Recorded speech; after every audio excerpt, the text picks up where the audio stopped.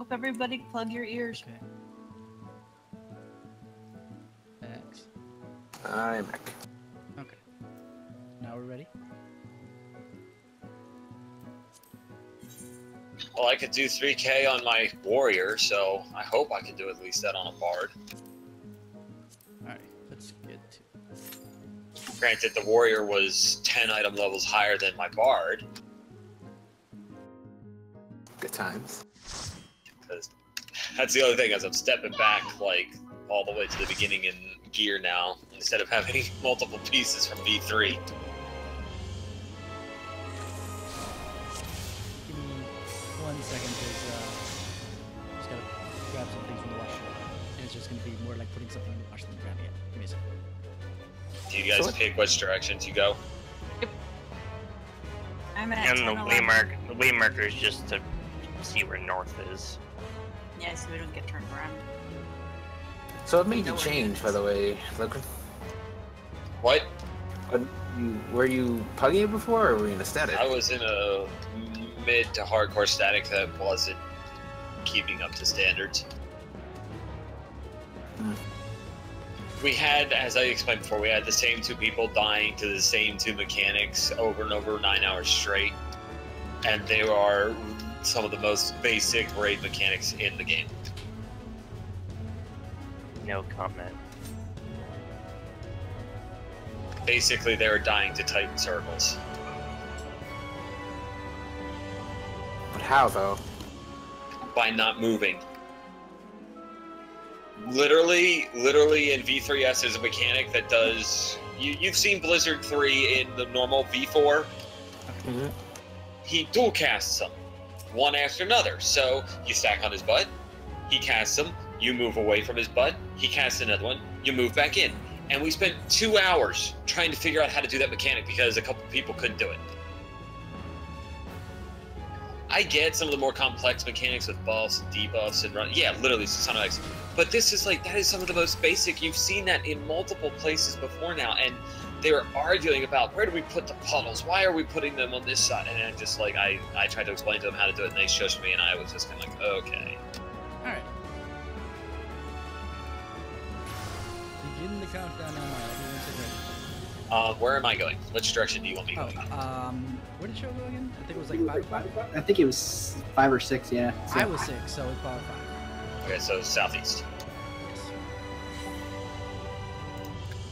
Okay, Put a there we flag go. there.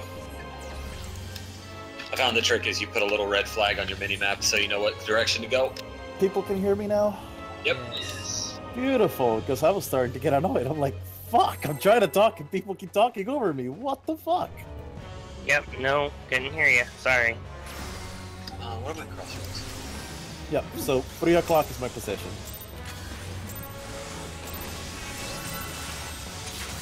Oh.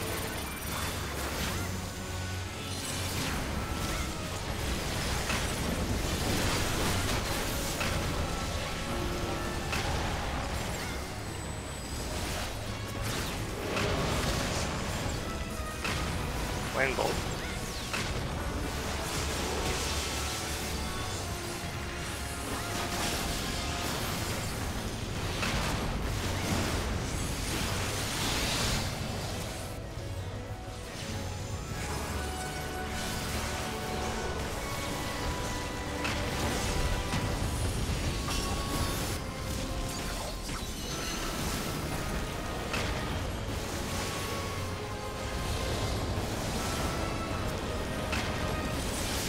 No, I got too close.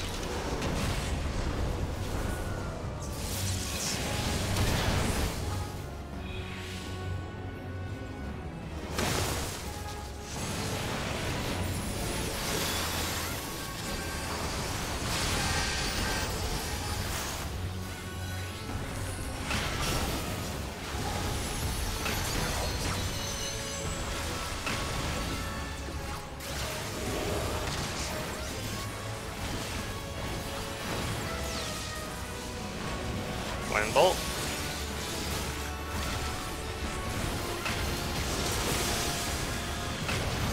Clamp.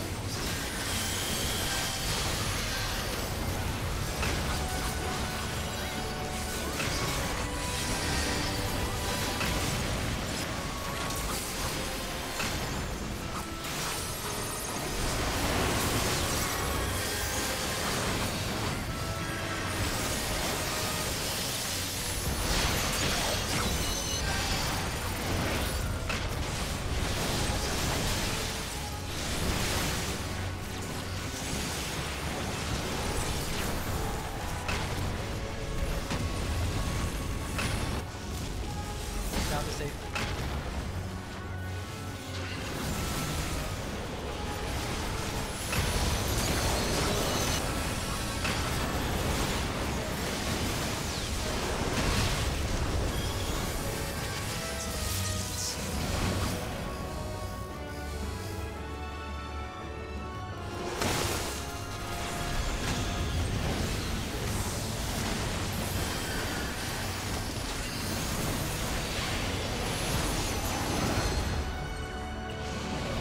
We're on the right.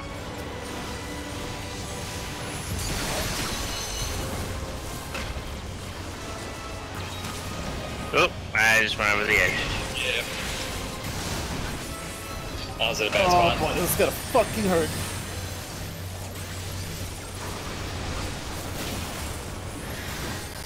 Hey, you'll be fine.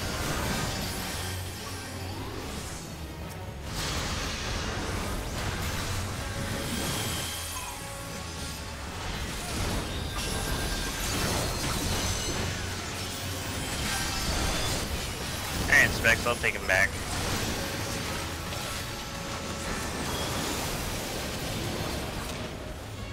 You ready for Twin Bolt? After this one? Ow. Mm-hmm. I was about to die.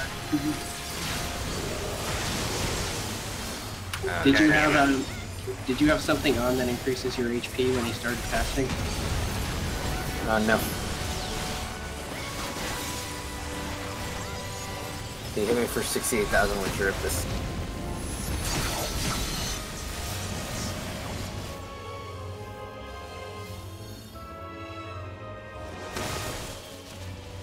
I was too far in.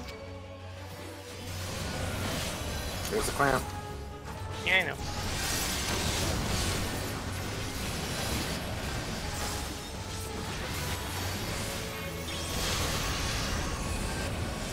Level 3 lumber break. Just because I can.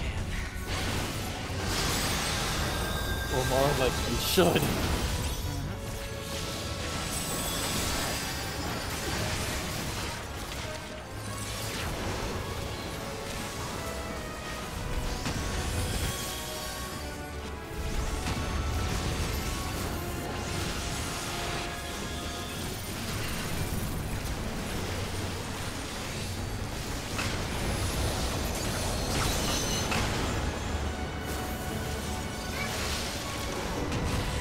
I fucked up. I fucked up. Yeah, I messed up. Whoa. Oh, hi, Nas. And What's up? everybody's dead. Off the edge. Whee! Okay. I think I remember mostly how to bar down. My DPS was kind of low there.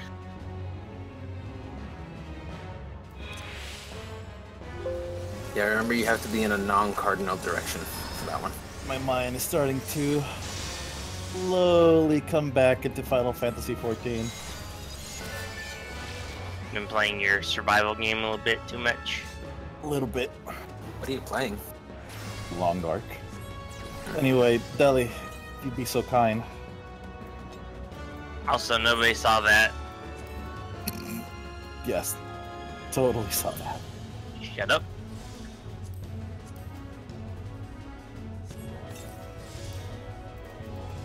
Gotta remember that there's a lot of death time in there too, so. Alright, do it again. Alright, I need to up it up. I need to wake up. The words of Drac. Wake the fuck up.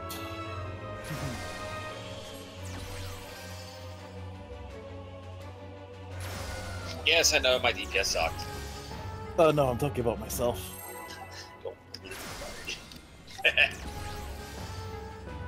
Nalska's not satisfied unless he does at least 4,200.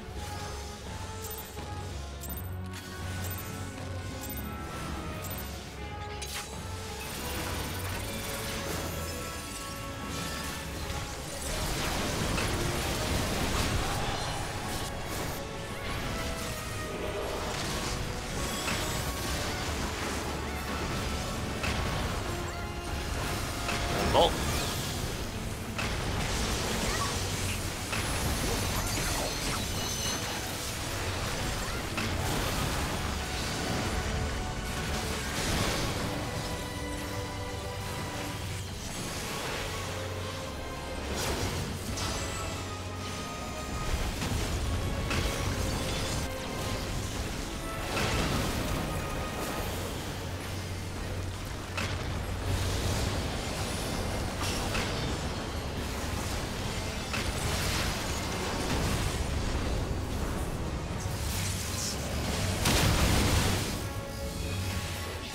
That was my bad.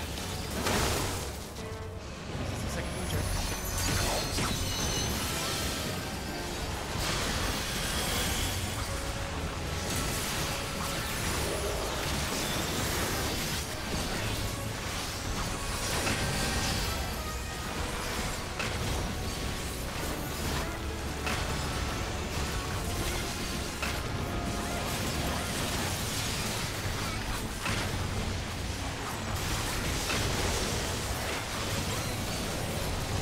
Lamp.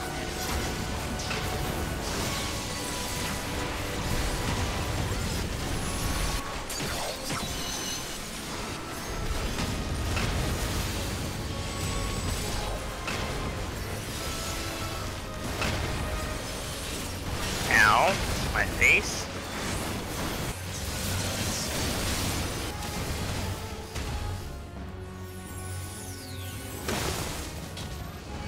I'm back in too soon, Specs. Yeah, I saw.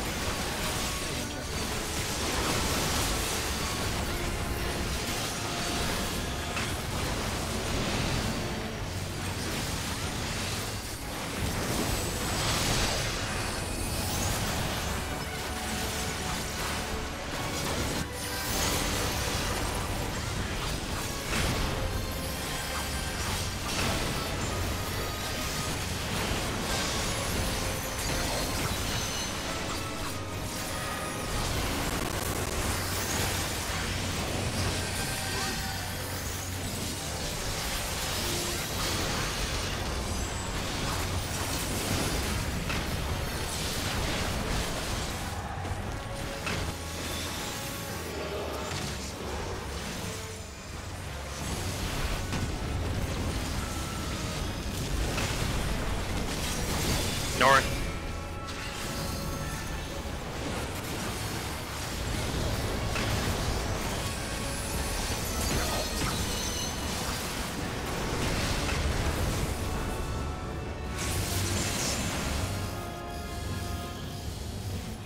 Don't fall off. Oh.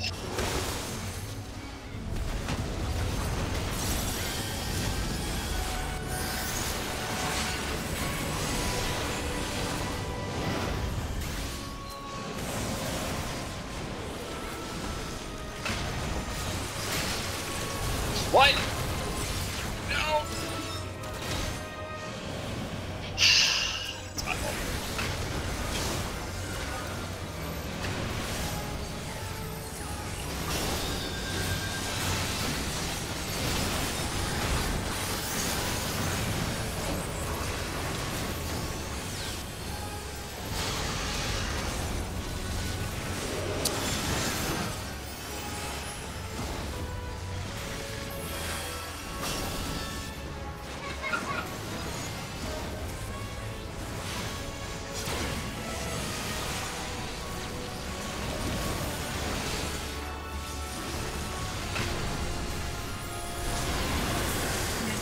Twin bolt. I'm ganging.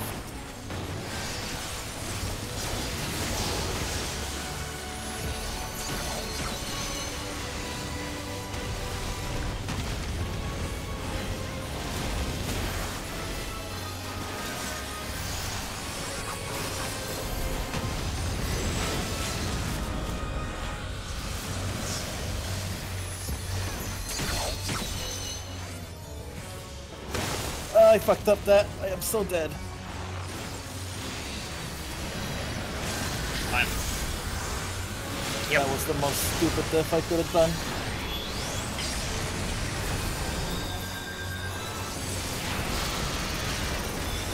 I kept waiting to get pushed, and I'm like, wait, why am I not? Oh.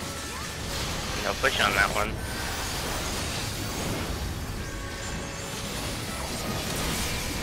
Remember stack when you go back in on this one.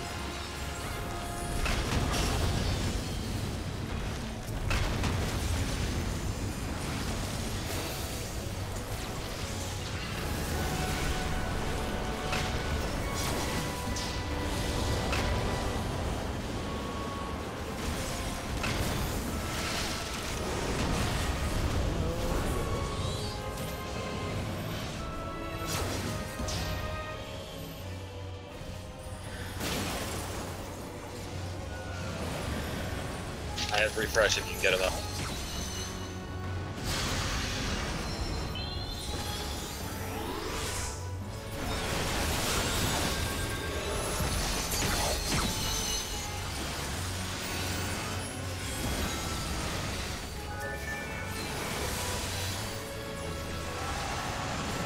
Wind bolt.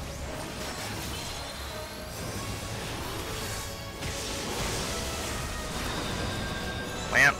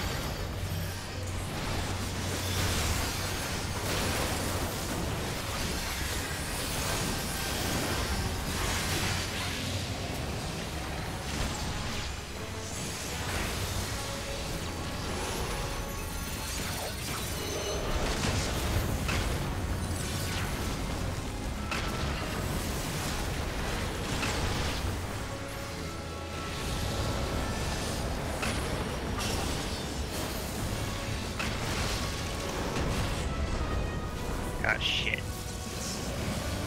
Pick it up, Specs. As soon as you stop skating around.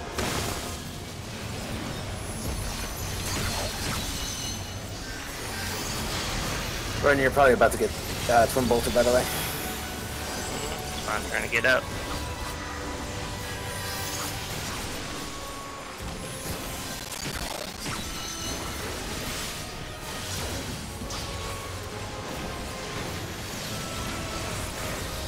Yep, here it comes.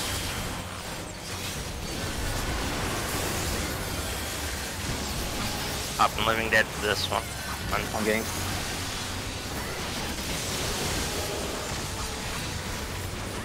Zombie mode. 5 seconds. Oh, there we go.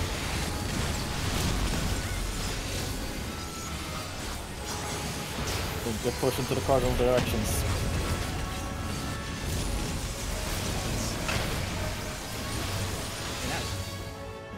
Oh, shit. Nope, I'm dead. Clamp. Find him, Specs. Twice I repeated the same mistake on the same run. Twice. Oh, well, he's dead. Well, there goes my parse. QQ. Yeah, I could have done better. I had a few down times. You know, the fact that there's a warrior that's doing 3600 to 3800 DPS on that fight, I'm like, what the fuck?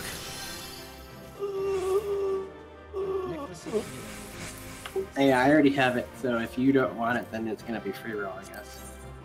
Well, that mind increase is enough for me to take it. It's just there. I was just like, you know what?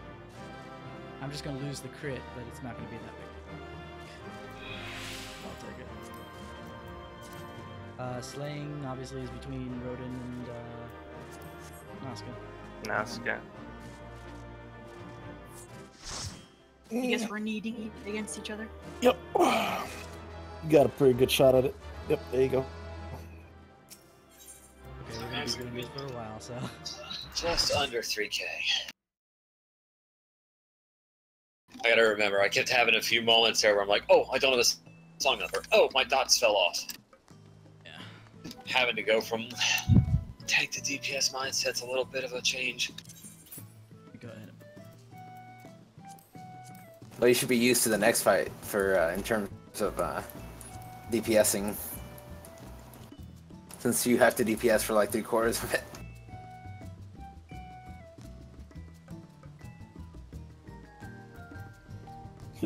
So what do I meld on this thing? I need him. Direct hit. Yeah, no. I don't have enough uptime to do that.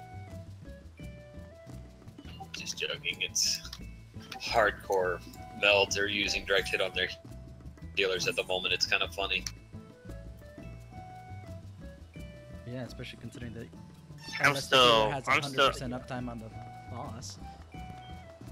You know, if this trend keeps going, Square's just gonna be like, you know what? Direct hit only works if you're a DPS Well, class that's how now. it was. I'm gonna laugh. Been originally, but they changed it. Originally, it was supposed to be Piety for healers, Tenacity for tanks, Direct Hit for DPS. But for some reason, when they launched, Direct Hit was universal. Except for it just doesn't appear on the gear for the other roles. But before, originally, they said that Direct Hit was a DPS only stat. But then at some point or another, they decided to change it.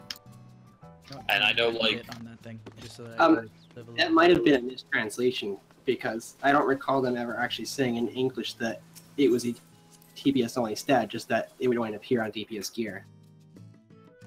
But I know, like, there are Astros and Scholars aren't doing it so much, but I have seen quite a few white mages in some of the upper hardcore and mid-core statics. Their white mages are stacking pure direct hit, and they're pulling the like white mages are the ones that are doing most of the DPS. To be fair. Yeah, I've seen white mages with like 3.3k DPS on V3S. Spamming that stone foil. Yeah. Oh, fucking V4S got solo healed already by an Astro. Yeah, I saw that. Not only was he a solo healing Astro, he was a clicker. What? Yeah, there's a video of it's like a Korean Astro solo healing, and he clicks everything on his bars. Ow, okay. And it's funny because at one point in the fight, like when he was actually supposed to be healing, he accidentally dragged one of his bars. Oh, that's what I'm always afraid of whenever I have to do a click. You know you can just lock that up, right? Like this little padlock. No. Yeah, but it's still afraid. Actually, still drag a bar. You can still move a bar even with that padlock, Nazca. Oh, so you click on the number right next to the... I see. I mean, I kind of do a hybrid thing. All my main priority skills are all keybinds, and then the rarely used ones are clicked. Yeah, my cooldowns are like that. Like, all my DPS and tank cooldowns are pretty much either activated through my mouse or through a click. And then... maybe I just felt like my defensive ones are definitely through a click. I'm like, fuck that shit. I'm not accidentally hitting my fucking minions. Also, caps lock. I don't click on anything. Both my hands are on the keyboard. Nah, I'm constantly moving the camera around, so that'd be very We need to get you a mouse, Nazca. I wouldn't use it because I'm always playing on my bed. Ah. Comfort, Deli. How did Comfort you is do number fights one. like Leviathan X? What do you mean? Because, like, you have to dodge all the attacks. Don't you have to rotate your camera around to find and all that? No, it's rather easy to do. You just point the camera. If you hear the splash and you don't see it on that side, you know it's from the other, so you start moving.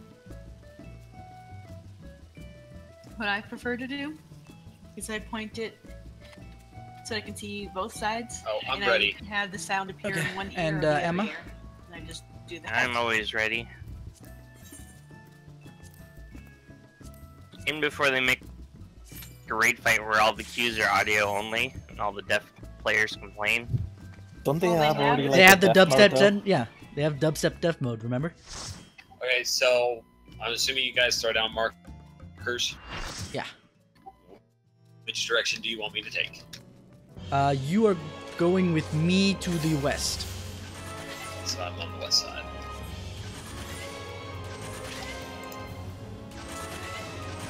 This is the fight I actually have to use potions. And also, we always do it where, for the 100G, the ranged classes and healers go to the far side. Oh, okay. You just go far. Well, normally it's going to be, only 90% of the time it's going to be 2, but if the tank is tanking at 2, then you got it. Okay. So I am I, or 1. Yeah, we did that so when we call out for the tentacle rape, there's no misconception of which way we're going. You don't When have you to guys go with do- CD or you know. When you do gravitational manipulation, do you do DPS down, or who goes down and who stays up? DPS up. Yes, Yeah, DPS up. DPS up. Okay, I want to make sure. Just making sure my raid strats are all matching yours now. Yeah, I know. I know that most PUG groups do DPS down. It should. The best way to do it is DPS up, healers, and tanks down. That's the cleanest way to do it. Mhm. We've found. Okay, so that way DPS don't have to worry about hitting the button in the middle of their rotation. Yeah, but it's not like it's a big deal to hit. It's more of it lets healers prep for the big bombs that can come. It's back. Yeah, I'm good. Push the M button.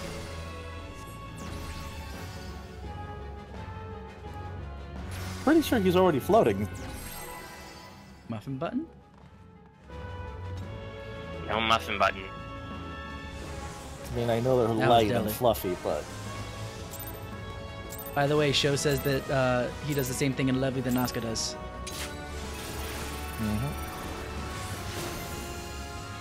you're killing me, dude. If I can get a bullet, slurs at the seams, let's stop moving.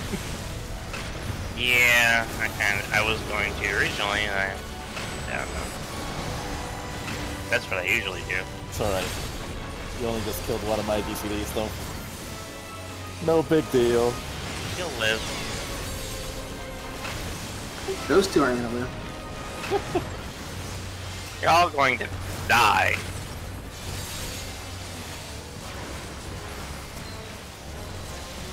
Get in the box. But what's in the box? Oh yeah, Kasara and alright, you have your box. Yep. Oh, that's right. I forgot I have to stack. I'm so used to being the tank. I always get it. I'm actually used to it being far enough out that it catches me, so... Do we want to wipe and try it again? Well, it's the warm up anyway. It's nice for keep going. Might as well just drown. Nope. Oh, I'm gonna That's drown. right. There we go. I'm so used to always having the markers. That's my complete protocol. That was spicy. So I said get in the box.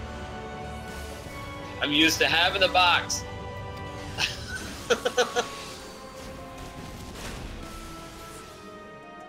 I just wish there was something to jump off of when we know we're gonna wipe. It still takes a while. It's not as bad as, say, like Telling the you, original Steps yeah, of Fate, you but need- whatever. They need a suicide emote or command. You know, I like whenever that I get like 4 Fell Cleat crits in a row. Oh, that's just nice. No? The one good thing about playing Scholar, I don't have to wait like a full minute and 30 seconds to get set. I'm done. I'm good to go. Unless you want 6 Aether Flow stacks ready. It's true. But I can also wait till there's 30 seconds left because your 15-second pull plus I refresh it using any Aetherflow actions. So it's still not as long. It's only 30 seconds by comparison to a minute and 30. DPS mindset.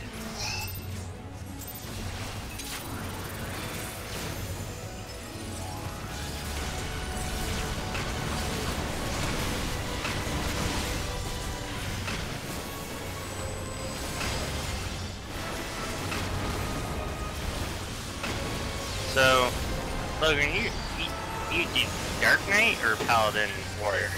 Not Warrior. I hate this guy because his auto attacks aren't strong enough to break my Dark Shield. It's like 50 blood gauge, please, and nope, it didn't get broken. Makes your blood boil instead. Make your blood boil.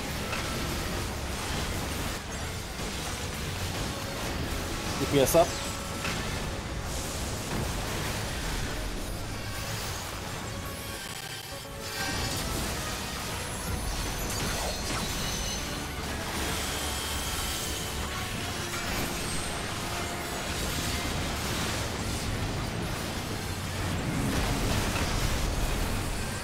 Paranormal waves.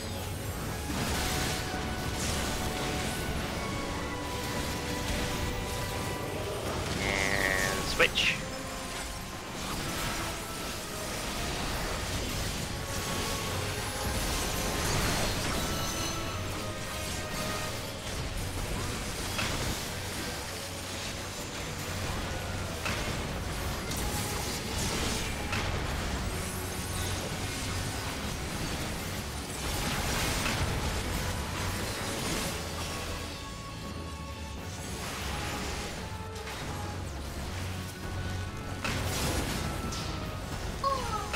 Look away.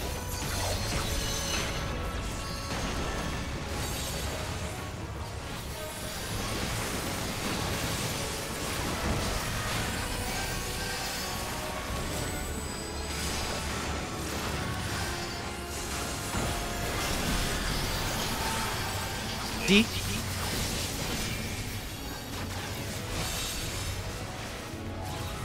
Yeah, well. Get behind him.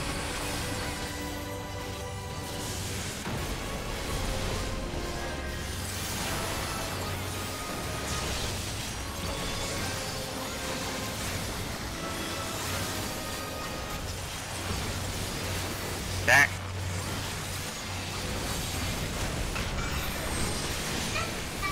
DPS up.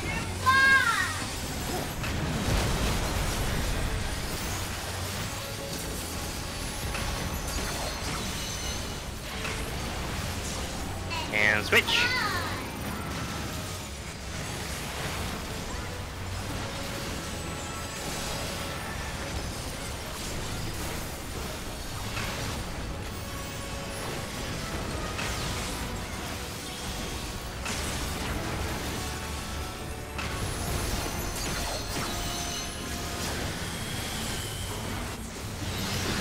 Melee to A.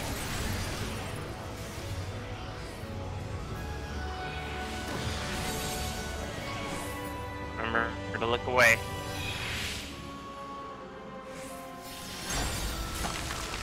I was always taught to look at somebody in the eye when I talk to them. Because Sara, I will smack you. Stack up.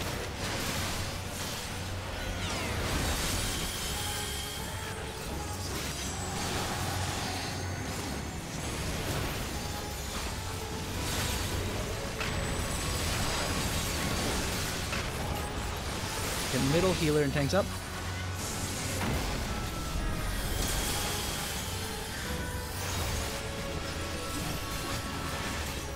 Offsides.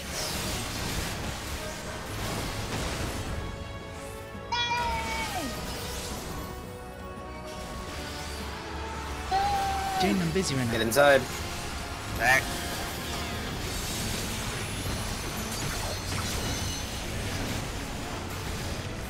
Earthquake afterwards.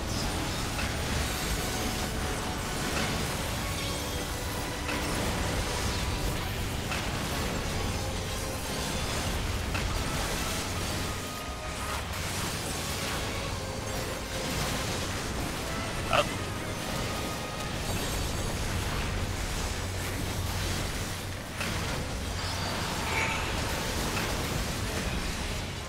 Back down.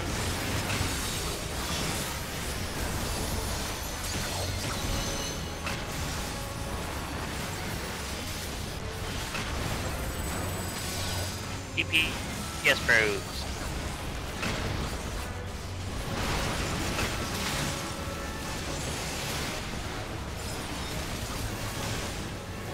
Go away.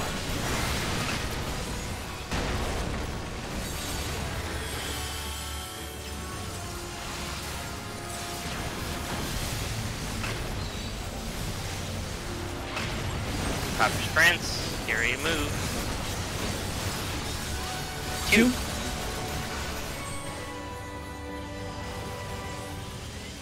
DPS up. Get behind him. Or, never mind, just get to the middle. Get in the middle, DPS up after he pushes you down.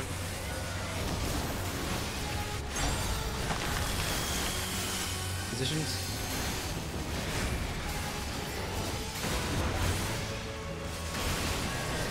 Point him towards B.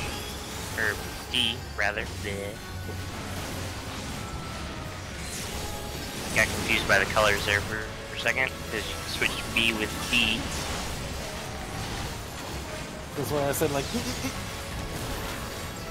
Go fighting Anna. Yeah, I know. I see it.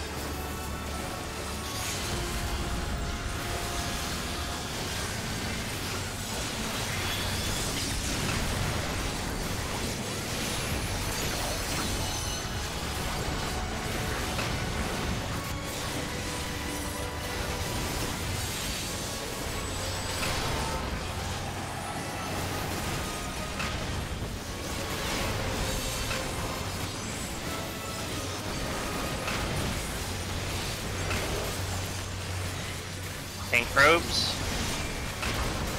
I got a medi.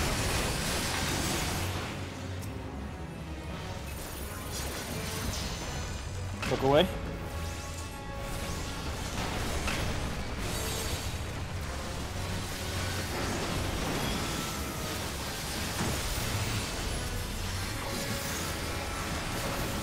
Top sprint.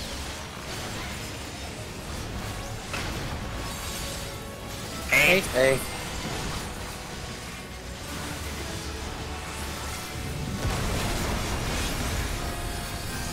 fucked up because I was already up from thinking it was going to be.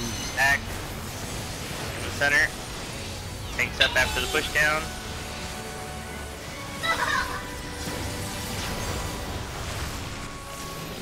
Ooh, I just died. It's okay. Your bomb is dead too. Look away. Get ready for gravitational wave after this.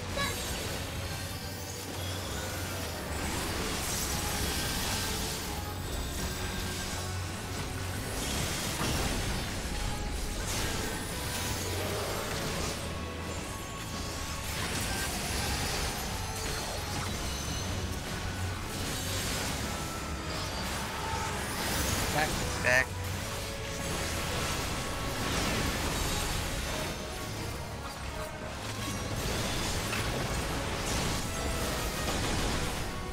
Switch.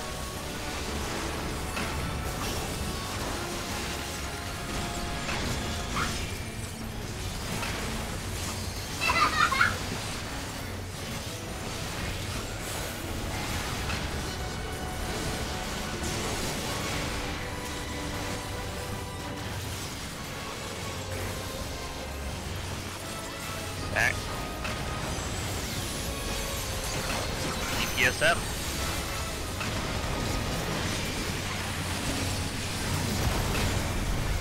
Everybody up.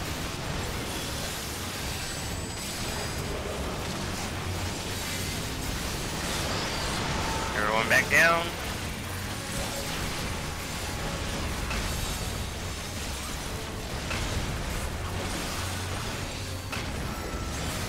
And up again.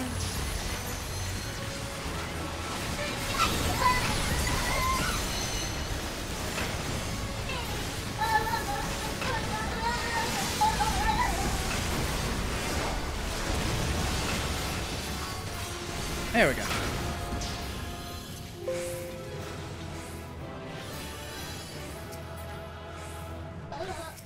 Ooh. Ooh, more maiming stuff that I want. Oh wait, no, that's the one that I have, isn't it? Yeah, it's the gloves again. It is. God damn it. Oh, there's some nice healing boots. Yeah, the debt. The spell speed I could do without, but I'll need roll for him because still the improvement is an improvement. All right. You And I can got always last milk week's crit stone, back on right? there. Yeah. Yeah, go ahead and Asuka, you could take this week's stone in particular, just as your top DPS at this point. The glaze is free roll there, Loprin, so except for me, I'm not allowed to touch it. Tombstone is pre-given though. Yeah, we're going in order of DPS at this point. So in 2 weeks after this week, if you've done your Omega, you'll be able to just buy one anyway if you've been doing all your Delta 4s.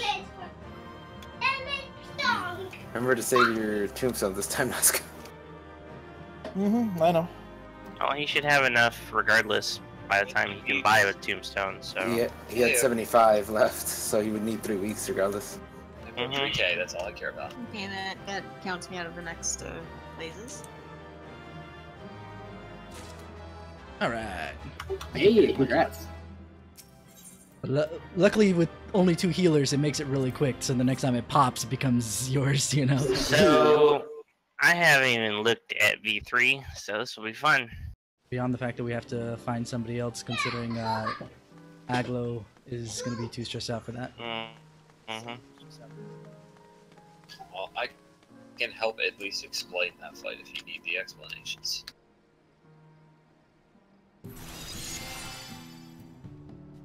I actually didn't have as much MP problems in that, in V2 than I usually do on my Astro. No, you're welcome. I know you're not listening, but maybe through Delhi speakers. Actually, she is listening. So she's listening through your speakers then, okay. Mm-hmm. It's definitely nice having you. Yeah, the only reason I still took the boots regardless was just because the increase, even though, you know, the Tombstone one is probably more better. I'm not trying to find the right words. Is better for me. It's BIS because of the statting. The increase in VIT and mind is gonna be something I need now. Indeed. So ignoring Dahl's DPS, how did this run look compared to last time's clear? It was a lot smoother. Let's see. We only had Specs die on the clear run. Wait, So. what do you mean ignoring my DPS? Well, you're still trying to get used to running these things not in tank mode. Well, and I was going to say, since we're trying to compare Scholar versus Astro, since overall he DPS, replaced yeah. somebody else, it wouldn't, like, we can't really count his DPS. Just like we won't count who he replaced.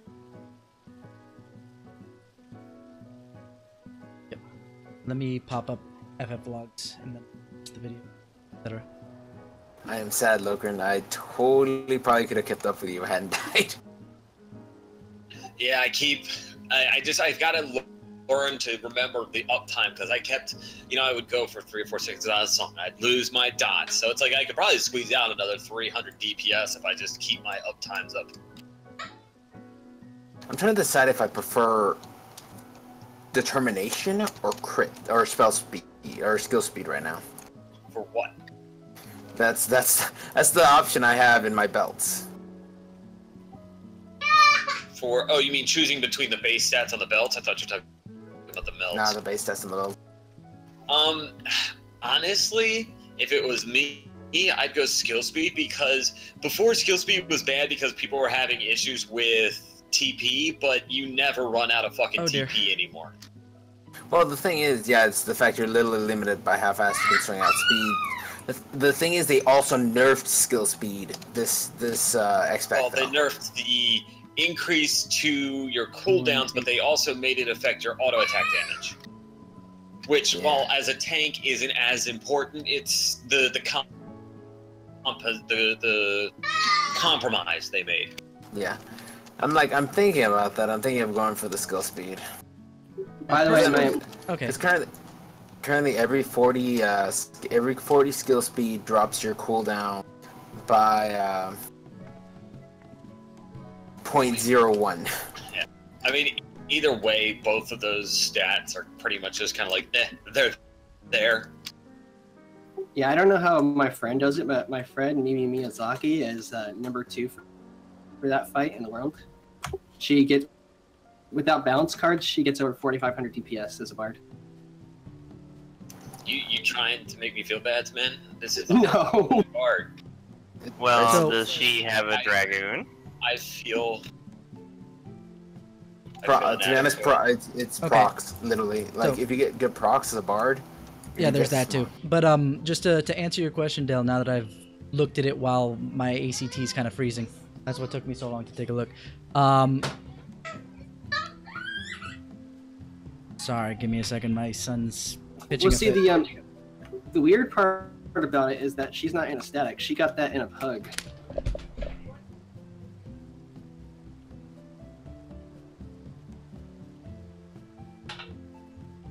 Well, if the party had a dragoon, Battle at Knee gives crit, which is like their #1 stat, and then piercing debuff, which will increase your numbers too.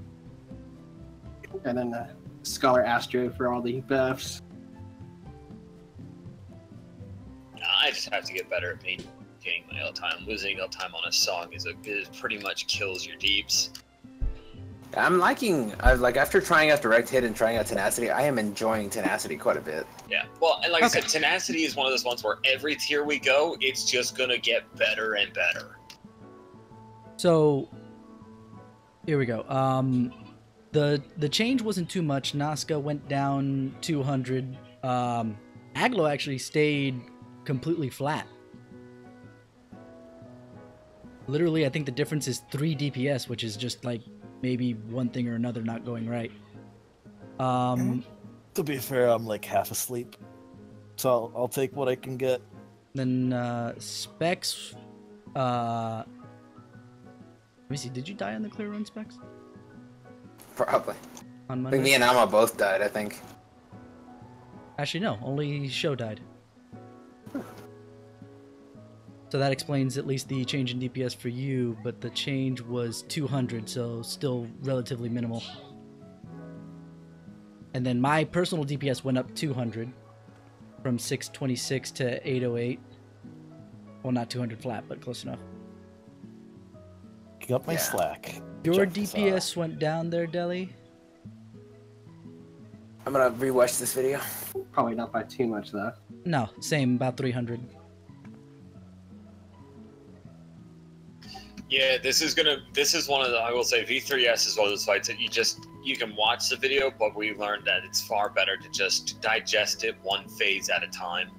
Yeah, overall the Because- DPS was higher, but I'm attributing that to some other changes beyond, you know, my personal DPS going up and other things around that, you know? You have to look, like, the biggest thing about V3 is you have to look at it as, like, 6 mini-boss fights, literally. And you just have to work it from there.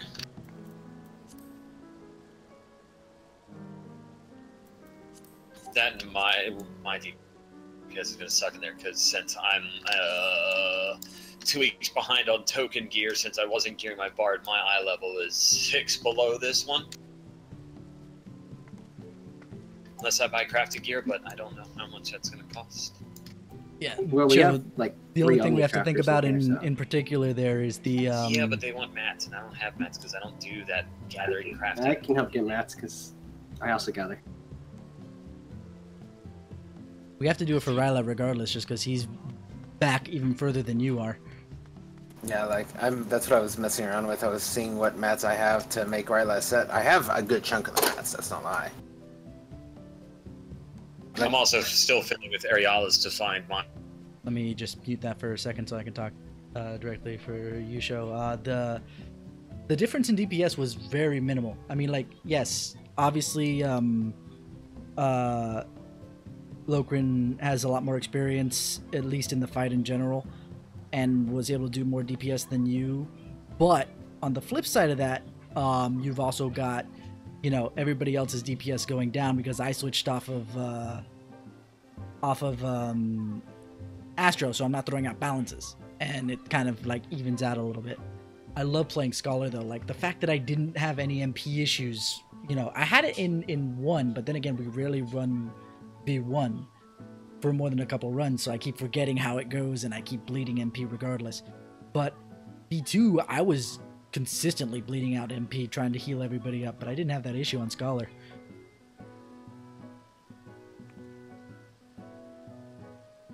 Actually,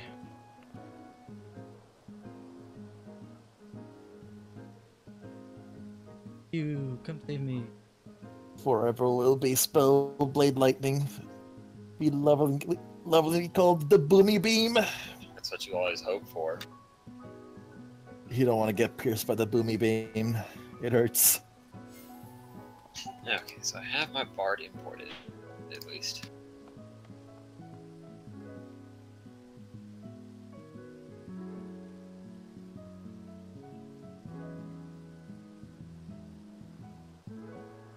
Okay, now I'm gonna go watch the video. You can say.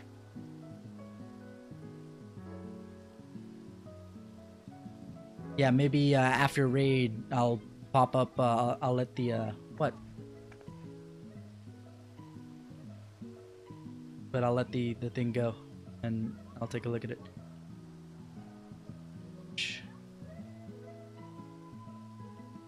All 3 of the harmful foods I'm going to show you right now Commercials, no. are labeled and marketed as health food.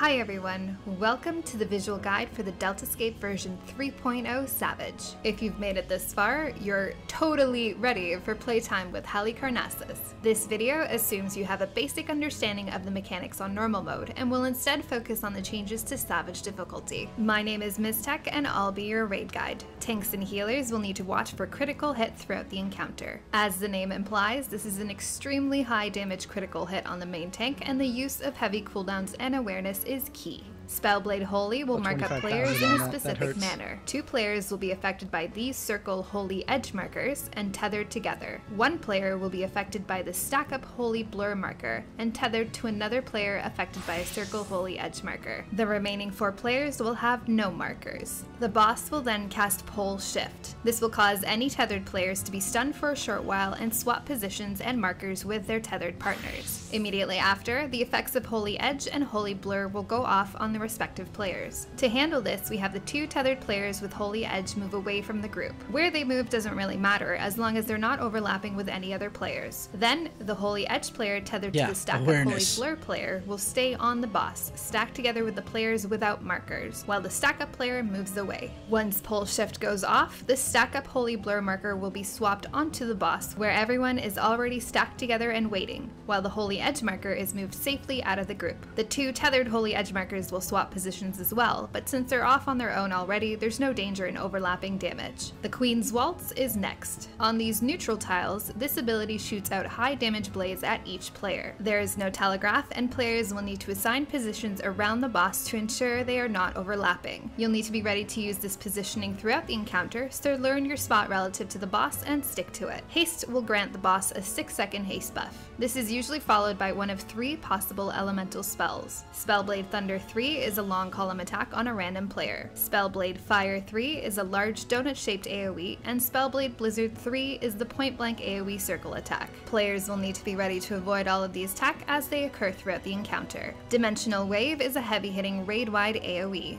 Healers will need to shield and heal through this as necessary. The playing field will create 6 new tiles on the ground with roll markers on them. The boss will then cast Oink.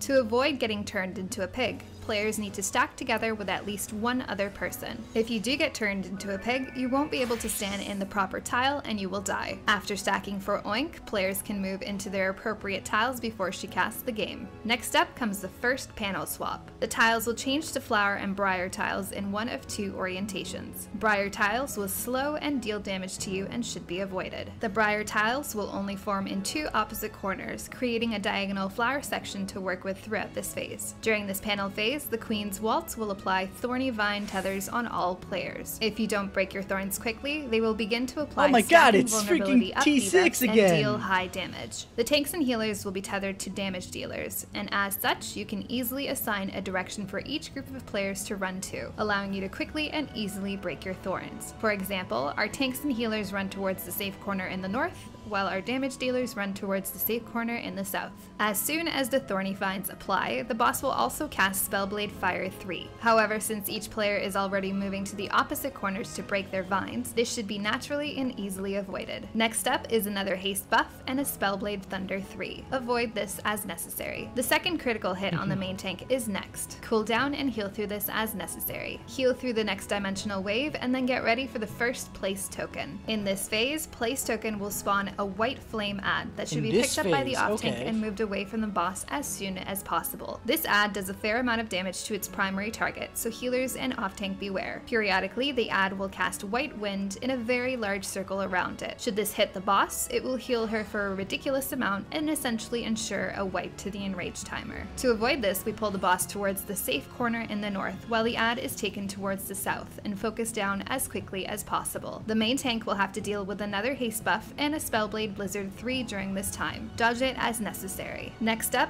Mindjack will place a specific directional debuff on each player in the group that lasts 13 seconds. Oh, you've gotta be kidding me! Once the duration of the debuff ends, each player will be forced to march in the direction specified by their Mindjack debuff. While this timer is counting down, the boss will jump back to the center and begin to cast another Queen's Waltz and Spellblade Fire 3 combo. This will coincide with the end of each player's debuff timer, so all players will need to position themselves in such a way as to be forced by Mindjack into the direction of their assigned corners to break their thorns and dodge the fire 3 as necessary. An easy and visual way to ensure proper positioning is to point the arrow of your debuff marker in the direction of your safe corner. Healers will need to heal through another dimensional wave, and then the next panel swap occurs. This panel swap will bring up the familiar blue and black tiles. Place token will spawn a great dragon that should be picked up by the off tank and destroyed as soon as possible. Make sure to keep it facing away from the raid to avoid cleaving everyone with frost breath. In this panel phase, the Queen's Waltz will do raid-wide damage and cause the black tiles to explode, dealing high damage and debuffing anyone in them. To avoid this, all players will need to position themselves on top of the blue tiles. Immediately after, she'll turn to a random player and cast Ribbit. This is a huge frontal cone, and players will need to quickly move behind her to avoid it. Getting frogged here is fairly detrimental, as it lasts much longer on Savage mode. Healers will need to handle another dimensional wave and another critical hit on the main tank. Tanks, don't forget to use your cooldowns. Next up, Place Dark token will spawn a number of Soul Reaper adds around the outer edge of the platform and one in the center, right on top of the boss. The adds on the outer edge will cast Gusting Gouge and rush across the platform in a straight line, rendering any tiles they're facing unsafe, while the add in the middle will cast a large point-blank circle AoE. At the same time, the boss will cast the Queen's Waltz. The timing of all of these mechanics at once allows for only one blue tile being a safe zone. Players will need to quickly determine which of the 4 blue tiles aren't being rushed by any of the Soul Reapers, and move into that safe zone before the cast goes off. Getting hit by any of the outer adds will knock back, do high damage, and place a vulnerability up and damage down debuff on you. Immediately after, the boss will cast Haste and another of the 3 Spellblade AoE attacks. You know what? I'm not gonna listen anymore because that's a lot of shit to take in.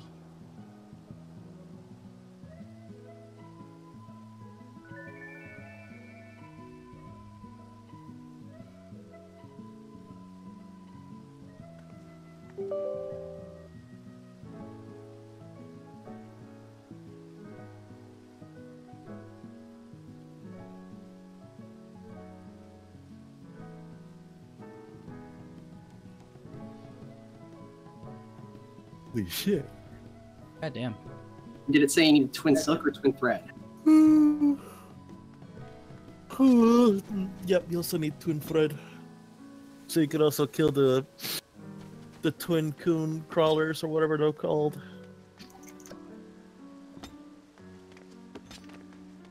Yeah, that's why it's like I'm so not into it. That's why I'd rather just ask people, tell me what to go kill, I'll go kill it. I already have all the the other parts. I already off all the stuff for twin thread. How much does it need? Just needs 1 for the pants. Ah, okay. Well, I already have that. Alright.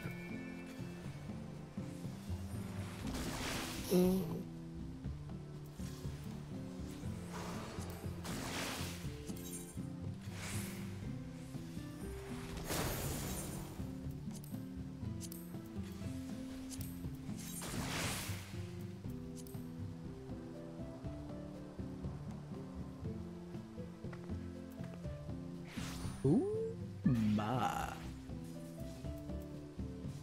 Shoes would be all that good. So while we wait for another DPS or whatever we're gonna do, I'm gonna take a quick nap to see up.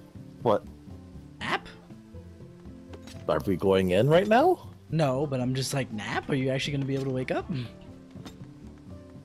Scream really loud at me. Play the bongos. Just mute the rest of us first before you scream. Yes, I need 9 hides, okay. Okay, should I party find, or do we want to see if anybody in the guild is available for that? Whatever is the fastest.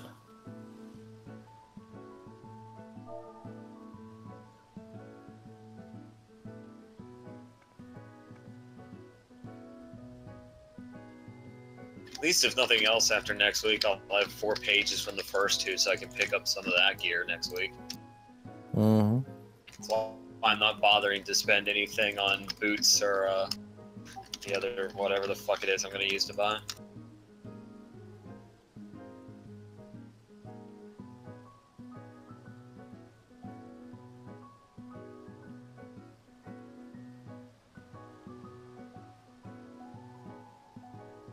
Oh, freaking griffin hides are easy as hell to farm. Yeah, they're not challenging at all. They're very willing to take their skin off for you. Chromite ore, I can't do anything anything about, so I'll have to pay to get those, I guess. You just need chromite. Let's see.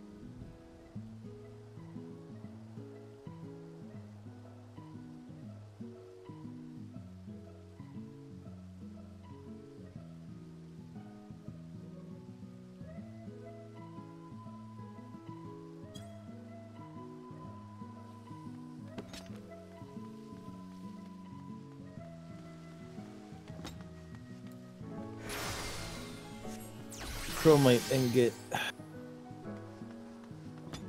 You need 4 chromite ore. You need to have 1 molybdenum ingot and 2 bone charcoal, which you can get with Verity. Yeah, I'll have to go to like farm a little more Verity then. Well, either that or I can probably buy that shit for dirt cheap now. I also have.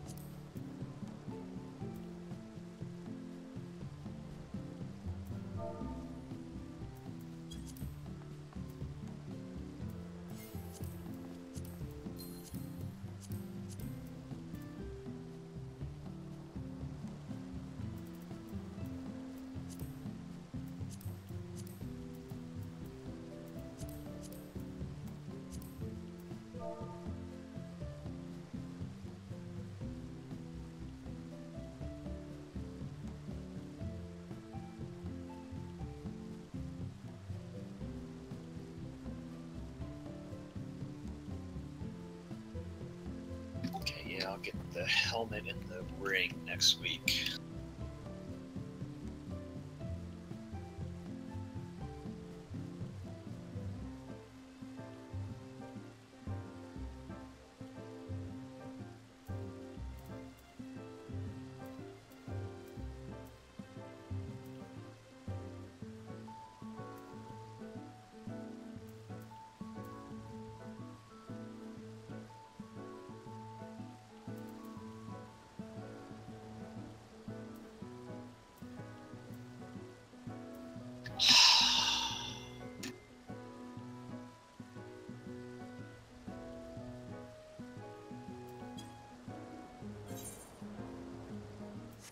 Should I put a minimum my level on this party finder? Maybe 320. That's what it's kind of suggesting already. So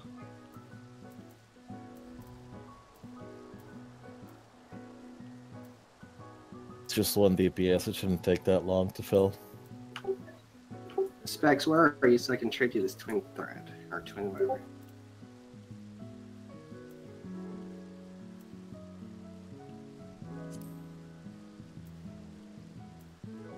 saying fresh progression. Discord required for listening for callouts. 320, and I've already shaved the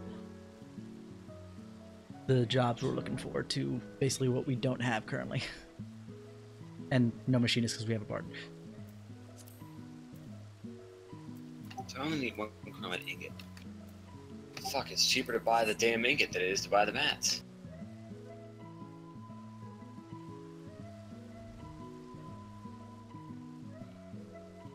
Specs, where are ya?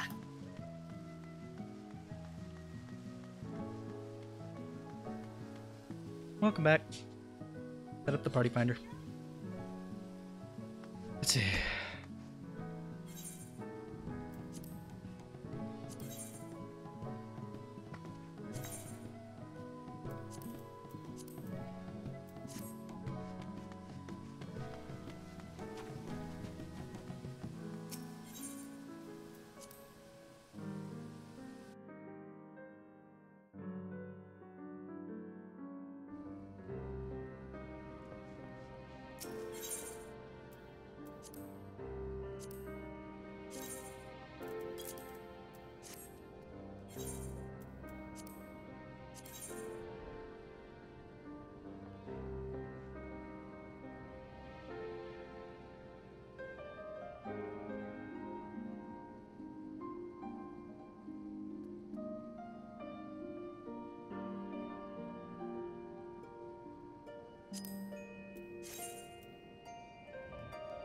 So one chromite ingot.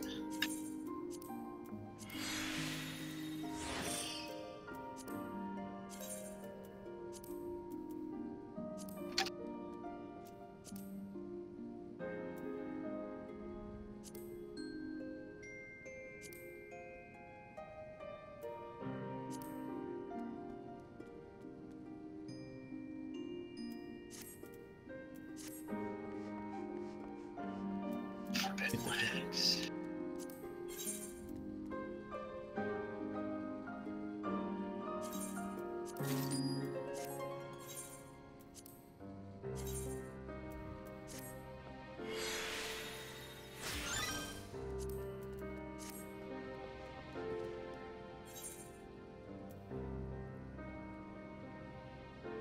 Okay, so I got everything for the trigger from leather.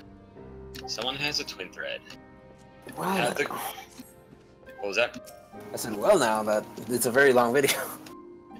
Have the chromite ingot. What is this dexterity shit? Raise 2 of dexterity. It's the new alchemy creation. The 2-star. Should I build crit into these boots I'll or just more debt?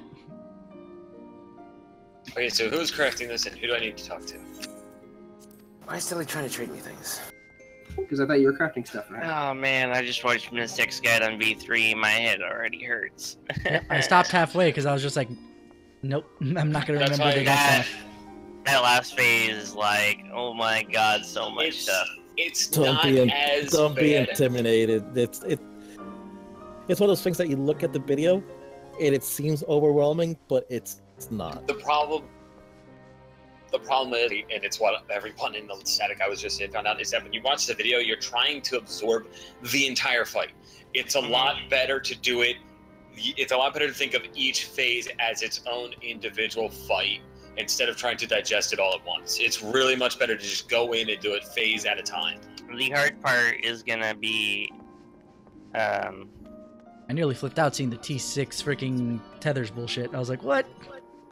the hard part's gonna be memorizing the Queen's Waltz shit and reacting to that. Like, Queen Waltz is the easiest part. You just take your clock positions. You don't have to spread out like No, to the edge of the no. room. in the last phase, where Oh, you it's mean like, where, depending on where what she tile she's jumped, sitting? like, Yeah. you have to watch where she, like, you have to react quickly to like where she goes, and it's random. So The only one that really fast is the blue, just because Yeah, it's always there's on the edge.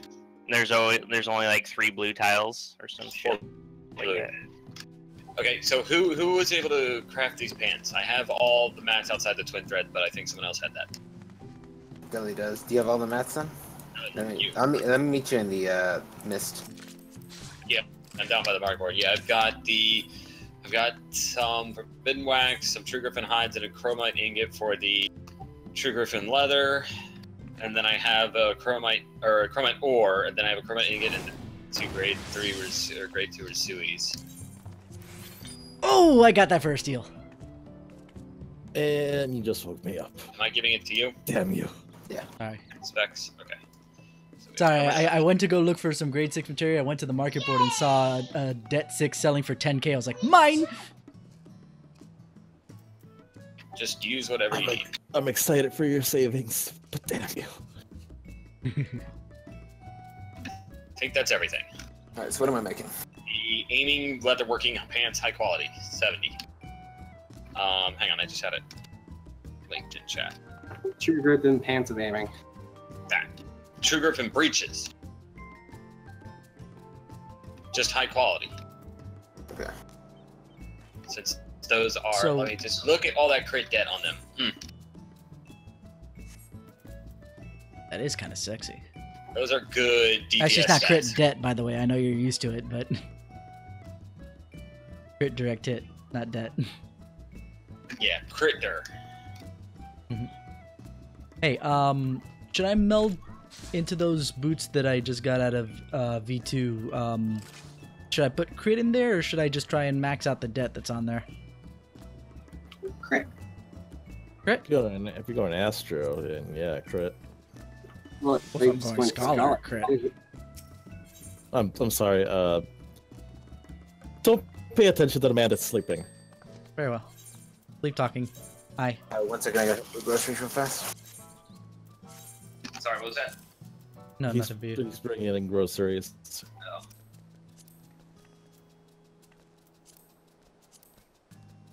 Good thing I already have 2 crit 6 materia. Now I have to figure out what I want to meld into them afterwards. I didn't realize the stats on those are so good.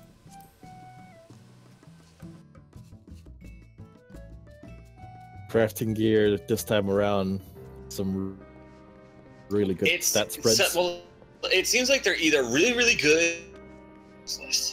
There's no like band-aid in between for just missing gear. Mm-hmm. Because I've seen some crafted gear with just absolutely retarded stats on them as far as being useful, and then other ones are just like, oh my god, this is amazing. I might actually, well, no, because I could put 212 crits on that, so I don't waste the other 40s. Okay. Okay.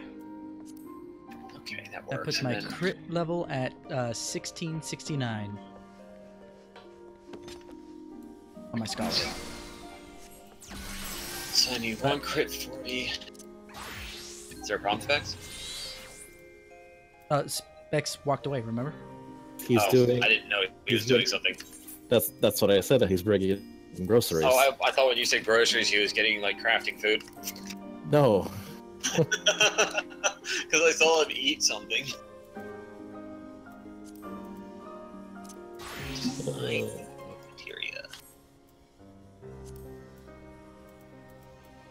I'm not gonna bother trying to do the pentamelts right now.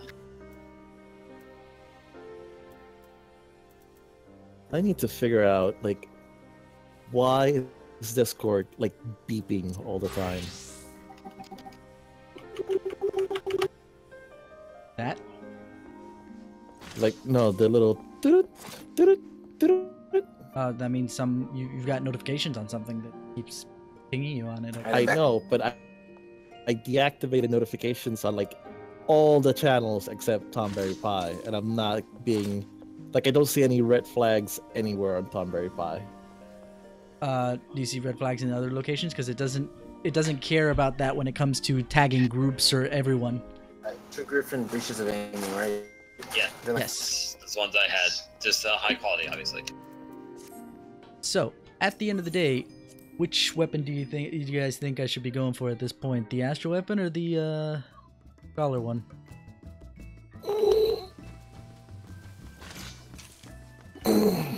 It's still gonna be 3 weeks before I pick up the other, so. I figure that you'd be happier just going Scholar since you seem to have a natural love for that class. I do. It's fun.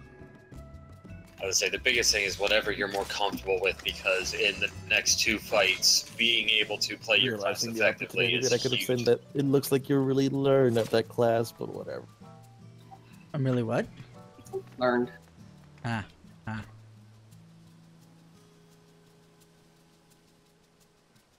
But yeah. I'll just go ahead and do that, because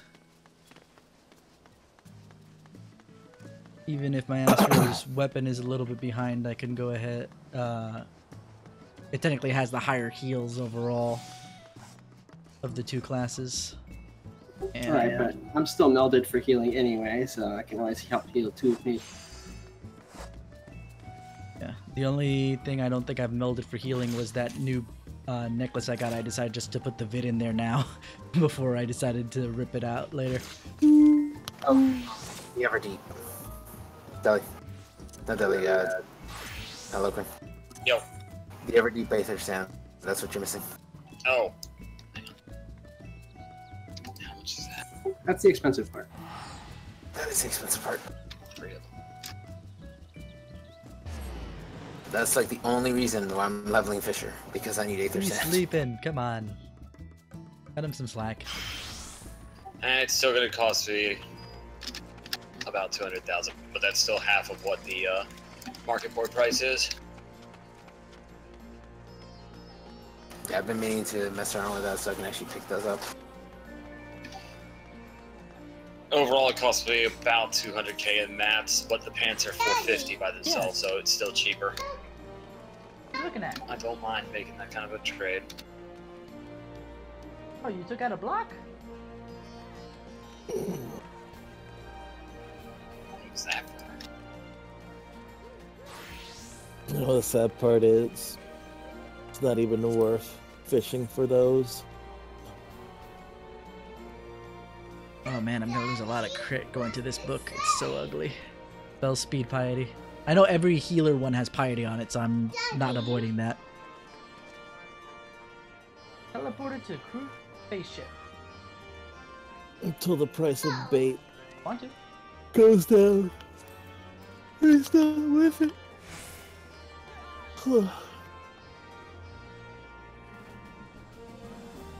That reminds me, I actually gotta do a run of yellow scripts to get some more bait to sell. That stuff sells like fucking hotcakes.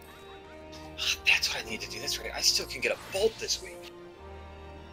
Is there any good stuff? I just realized that the statting is much better on the astrometer. Just because it has dead on it.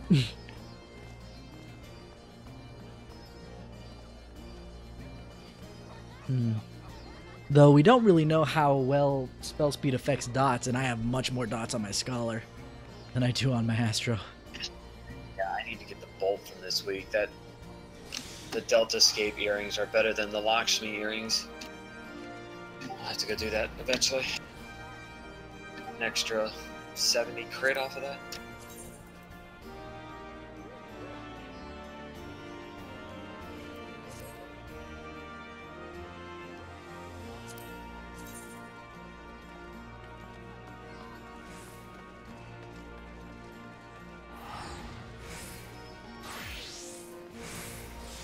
I guess I will just bite the bullet.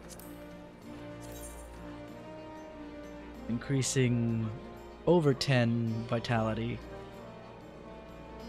and almost 20 in main stat, and that's almost negligible besides the fact of the magic damage up, weapon damage up.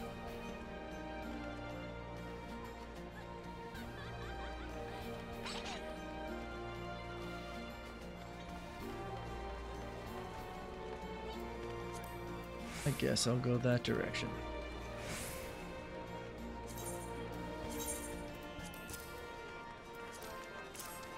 Problem is you're probably gonna find people for this to be kind of sparse because everyone at the moment is running with the static. Yep. You typically won't I find noticed. fill-ins on reset days until towards the end of the week when people are just trying to get their pity paid. Just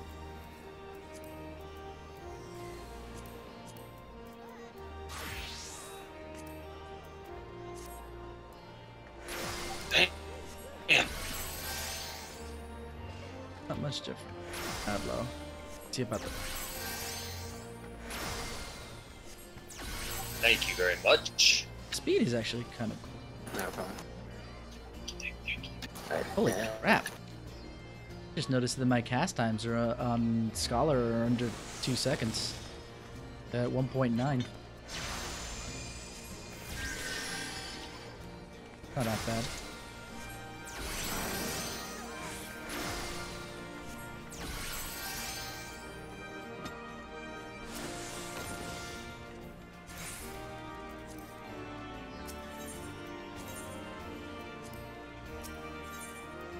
After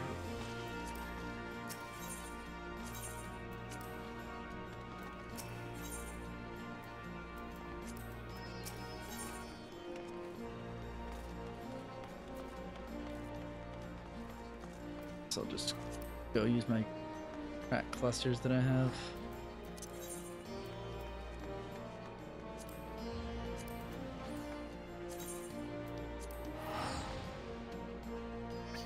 Let's at least remeld into base. I can worry about pentamels once I get some materia that cramp in it.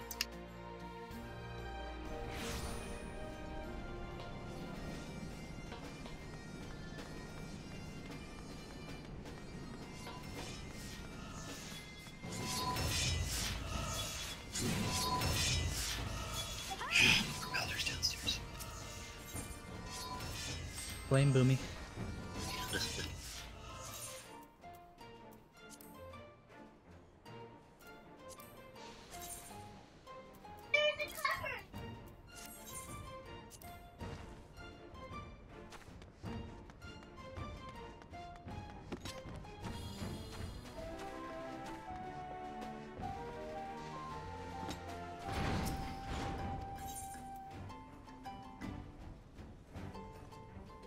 Actually.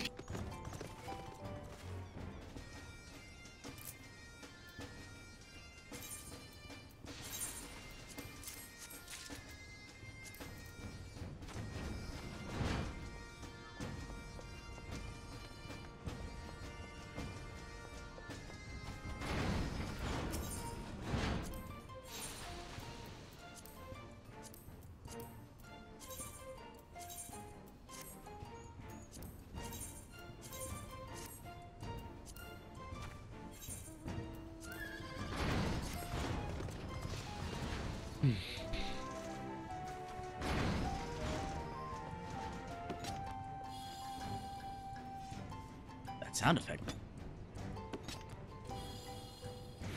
Specs, you can melt for me, right?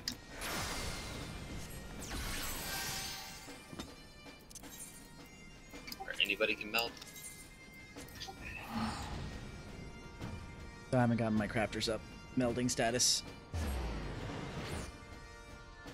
The repair status.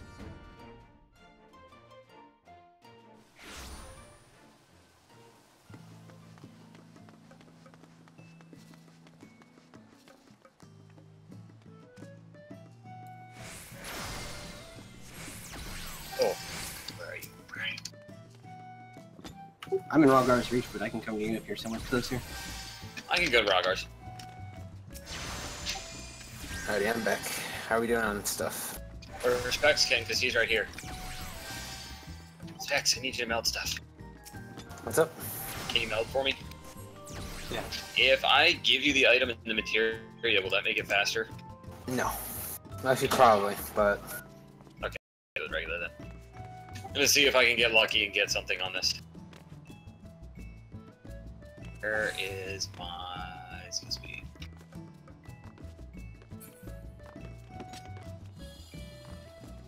The sound effect when you open the book is cool.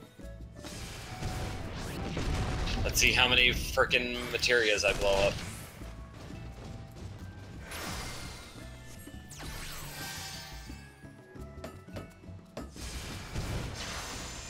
You failed. He's just gonna keep switching them.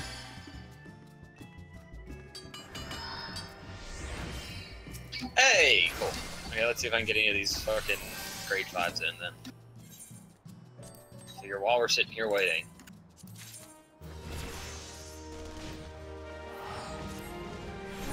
These pity 10%.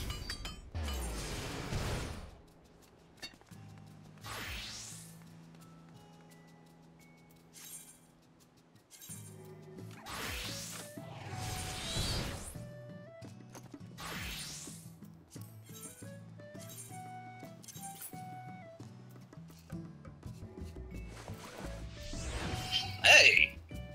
Having a hell of a lot better luck than I did on my fucking tank. Whoa! No! That's 7% chance. I gotta ask, why did you melt the skill To speed? maximize the material return. It's already capped on direct hit. Crit's the next best, but skill speed's the third. So skill speed 40-40, then crit 12-12 means that I'm only missing out on a cap of 6 crit instead of putting a red melt crit in, but I gain all of the skill speed from it. Hey. Maximizing slot.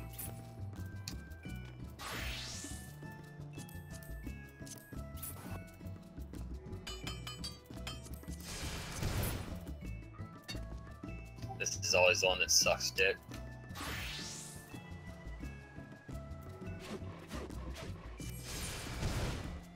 Why do you keep changing jobs? For the funds. To be honest, every time you do it, It just it changes the animation of what you're doing. Since you're getting bored.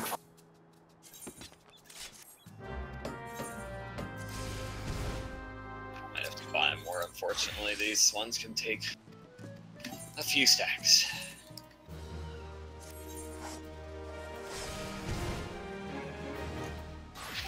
Disappointed in your melding skills.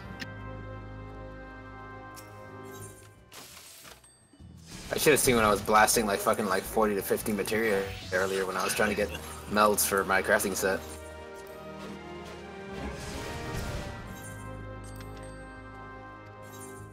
Yeah, I'm gonna have to buy more here if this next two don't. Luckily, this stuff's only like 4K a pop. Level 50.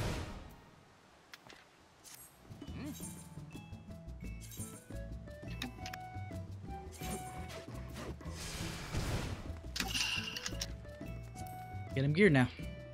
I'm just sitting here watching. The video. Oh. Watching Specs meld. Making a surprisingly large amount of money from I'll be freaking right there, buddy. weapons at the moment. Oh, that reminds me, I need to go check my retainer.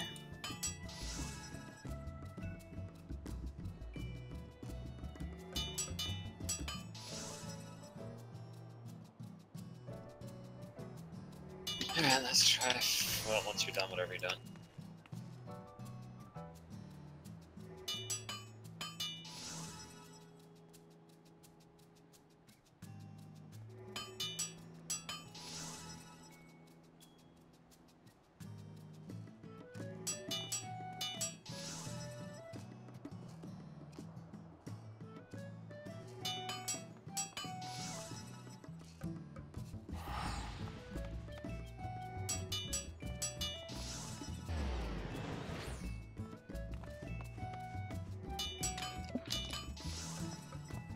Get him some new gear so he can actually get shit from it.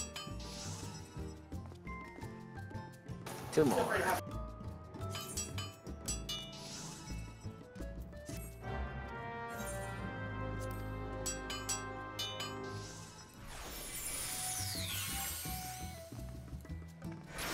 Oh, that's a fancy looking hammer.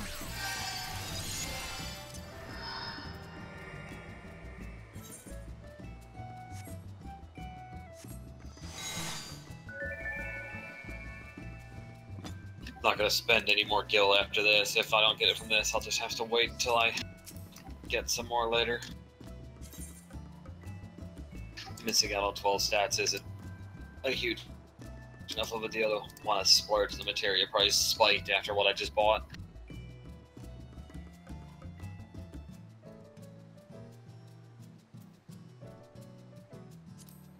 You for 30 minutes already? Gee. Told you, this is a Tuesday, Wednesdays are probably the worst days to try and get pugs in for it. Yeah, the downside is the only DPS I know is a bard.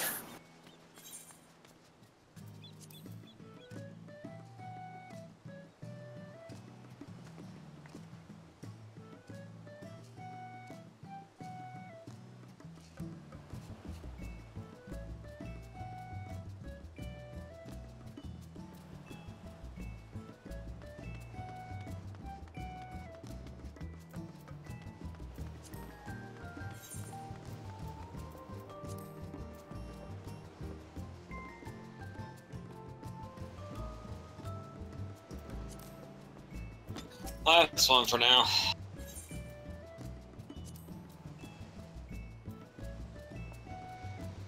Oh well. It'll have to wait. It's still better than what I had.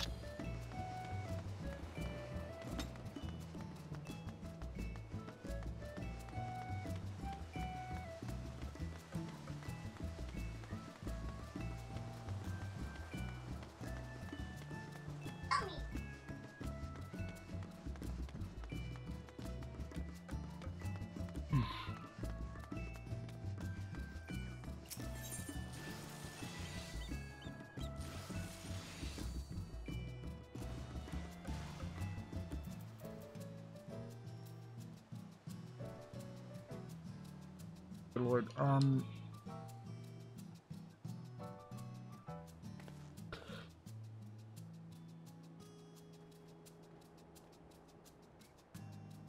Right. It was,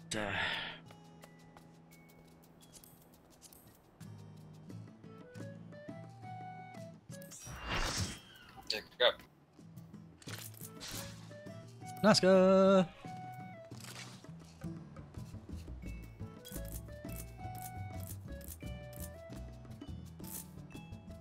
Splex is still in another working stance too. Oh, we actually got somebody? Holy crap.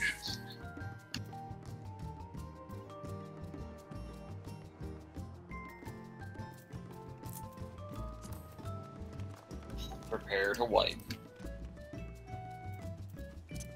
Based on the ridiculousness of that video, yeah. So I'd only seen part of the video, I hadn't seen the full thing. Goddamn, those final phases were just fucking back to back to back to back.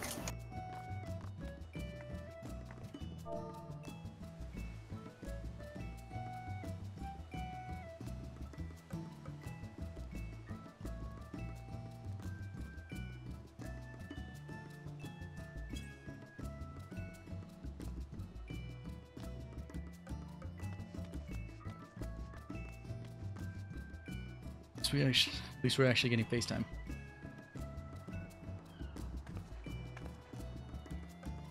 You mean floor time? Whatever. Our faces will be somewhere. Giggity? If you want it to be. I don't know why you'd be floor sexual, but okay.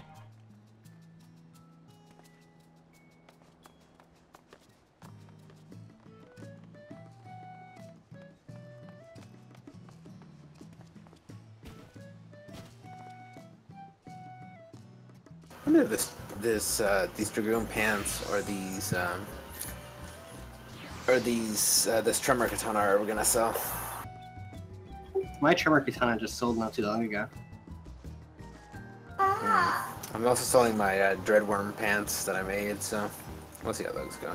Tremor gear, if you do it right, looks good. That's what my tank gear is based off of.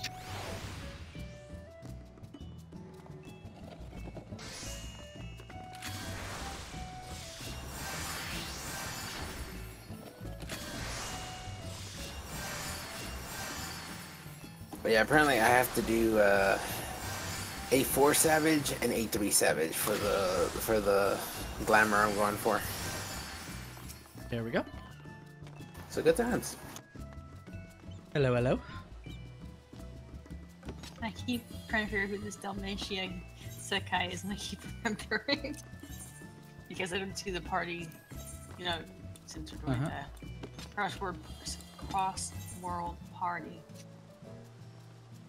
I keep seeing this random person who doesn't look like they're in the party, and they're going, who the heck is this person?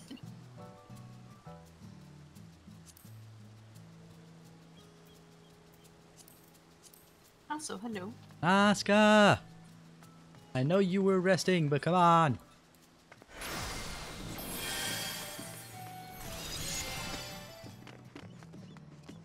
And that's what I was afraid of when he said he was going to sleep.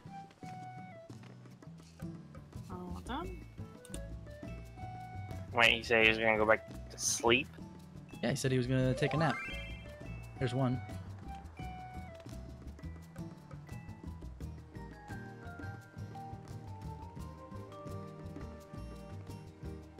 There's two.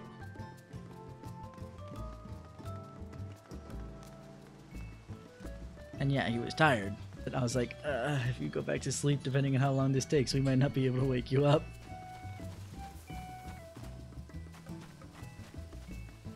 I don't know how I can do a bunch of... I can make a whole lot of noise, but I don't know how good that would be. Do I still have that other macro?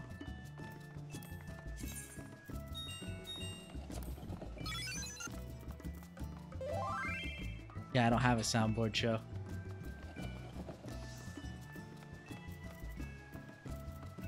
Ah, here we go.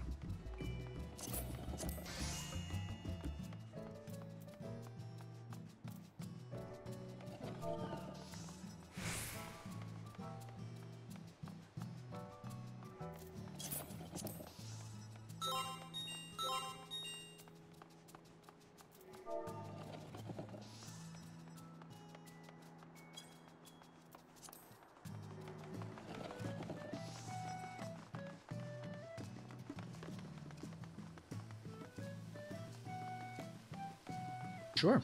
You can still join in show, and maybe your soundboard will wake him up.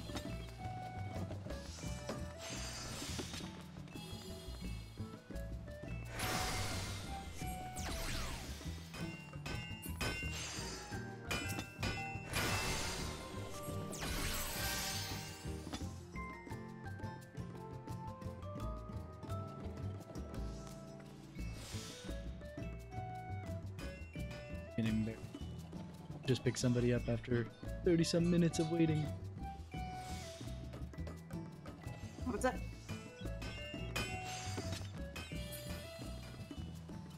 And show to soundboard, hopefully to wake up Nazca. Which means Avalon, turn down your sound.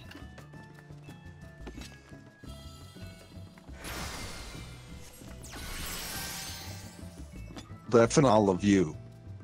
Deaf and all? Okay. Oh boy. Stay in FC chat when we're clear.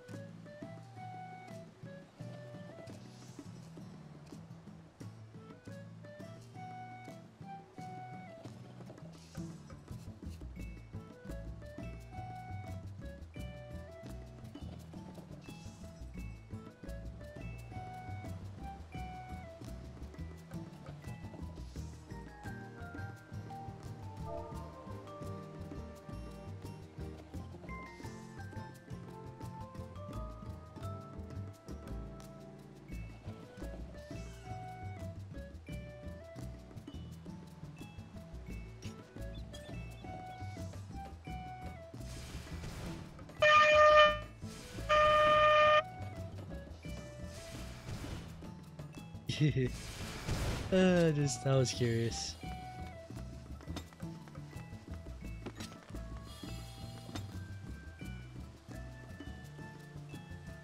Alrighty. Did Nazca wake up? Or was that just, that was all the sound that you had? Yay. Did it not work?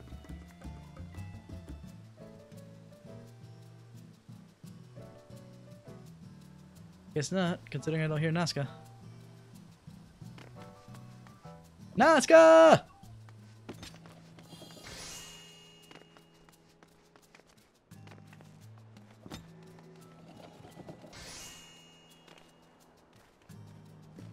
F-L. Yo. For a second.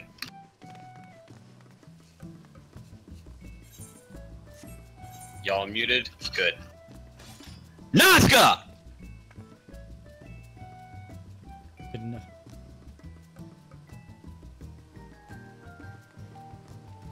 I don't know. That's as loud as I can yell in my apartment. And Ralgers. He's got to be like headphones off or in another room if he's not waking up from all that noise. Either that or he's the world's heaviest snoring sleeper thingy.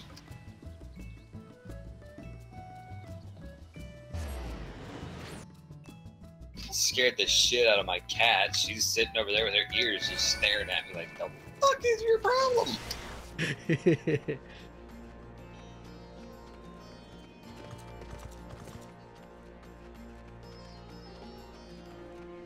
I mean, who's our... Does Ammo or Specs, do either of you have a DPS? Well, Amma and Specs are both deafened. Oh. He has a Dragoon. I just don't know how good they are. Yeah, that's I think the only issue. Still kind of stuck over here in front of the freaking gear exchange.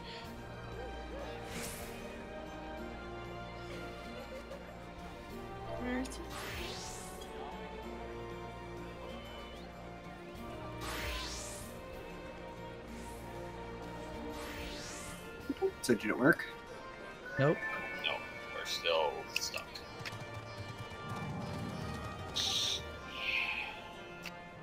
We did 2 rounds of shouting into the mic that didn't do anything either.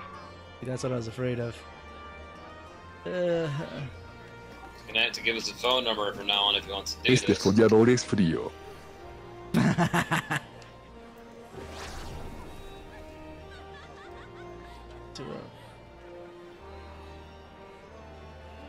I'm probably gonna need to get Nazca's phone number anyway, since I'm gonna see him for the Bahamut event in Orlando. Yep. Oh, there he is. Oh, that was a snore. I hear that one. Yep. He's still out. Finally came through.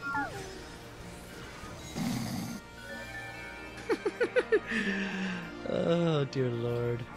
Can't tell if he's faking it.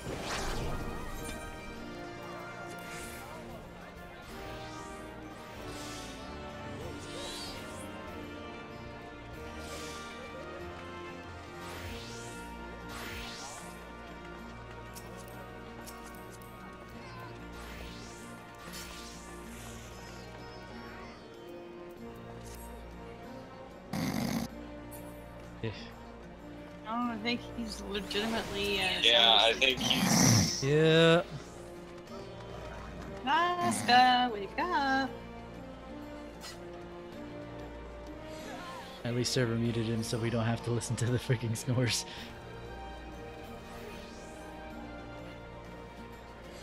Okay, so. Gotta do something.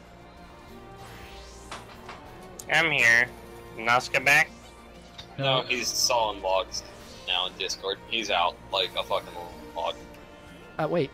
And he just logged. And does anybody have his number or something to contact him with? Emma in particular? I guess is what I'm doing. No.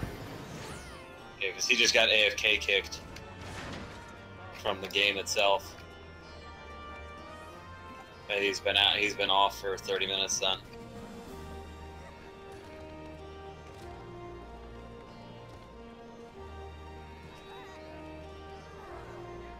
Magnus just posted in Derp, so I'm gonna see if he has it since they are old friends apparently.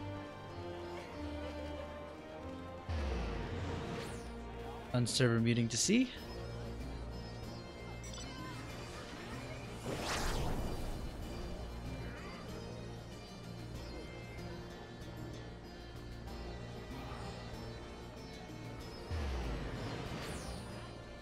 At least relatively quiet. Nazca, can you hear us? Yeah. Oh, you're awake now. Huzzah! Wait, you Probably the getting the AFK kicked from the game woke him up. Yeah, we've been trying to get your attention for like 15 minutes. Yeah. Wait, we have all the people that we need? Yeah, we've Yeah. had him for 20 minutes. We've been yelling at you for 20 minutes. Este follador es frío. Holy shit. You hear us screaming?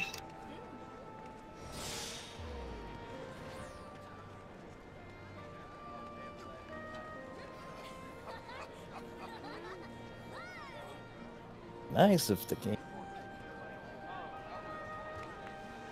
Actually, yes, it's very nice that the game AFK kicked you, because apparently that woke you up when all our attempts didn't. God damn it, Nazca.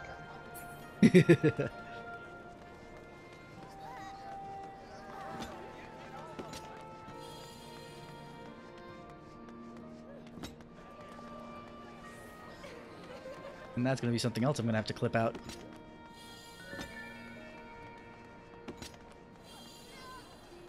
Alrighty. Ready, checkers. Now that Nazca's back. Well, relatively back, I know. Maybe he's on the load screen.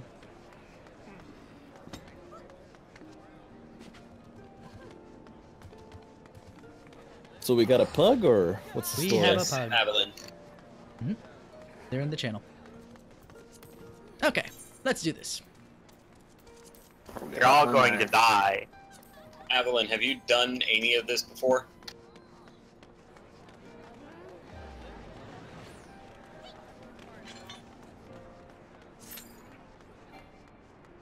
Nope.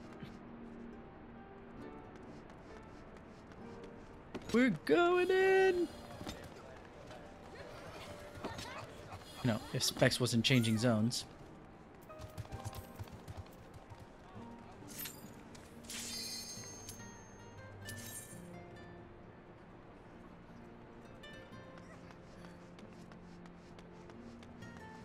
Yeah, it's fine. This is the part where I bet on who messes up what mechanics now.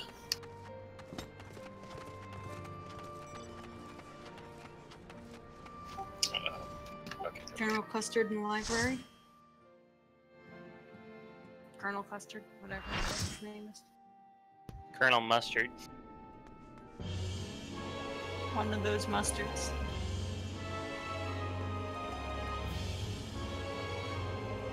Oh, that's right. I gotta wait for the frickin' wall to go away. Go away, you frickin' wall. Thank you. But it's a wall. It keeps us safe.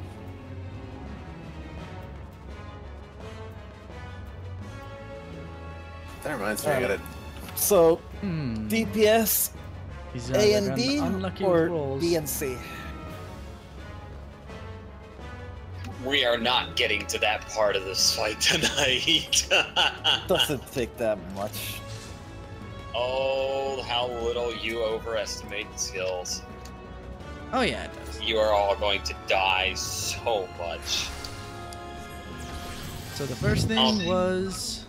The first thing is a critical hit. Now, you tanks have to decide, are you going to rotate awareness cooldowns or are you just going to eat it?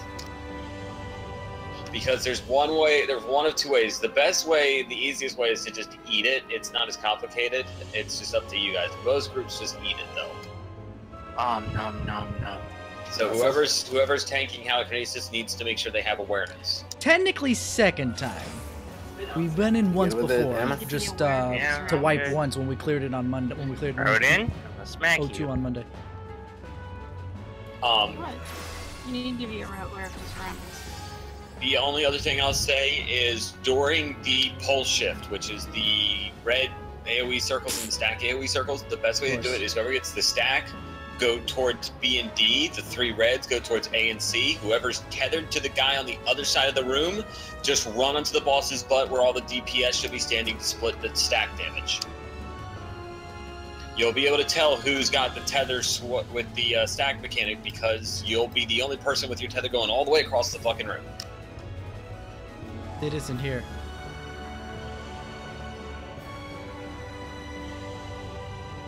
Hmm? No. Whoever's putting down the one. No. This is for blades. So everyone has to pick a position. Remember, around the boss, so we don't like lance And ourselves. you're better off not trying to assign people positions. You have more than enough time to just spread out. The cone is incredibly narrow. As long as you really aren't standing on top of Just somebody. go with clock positions and Yeah. Yeah, as long as you aren't standing on top of somebody, you're not usually going to get double cleaved. Alright. And you're in melee range. Yeah. Just make sure you're standing just to the left or right of somebody and you're usually fine.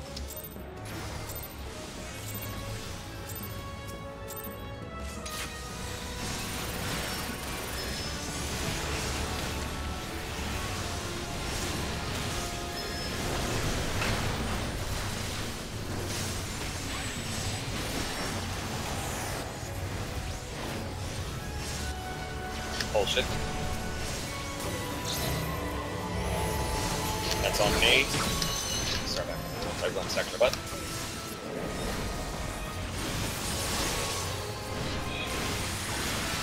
Spread around her. Nobody be in a straight line with anyone else.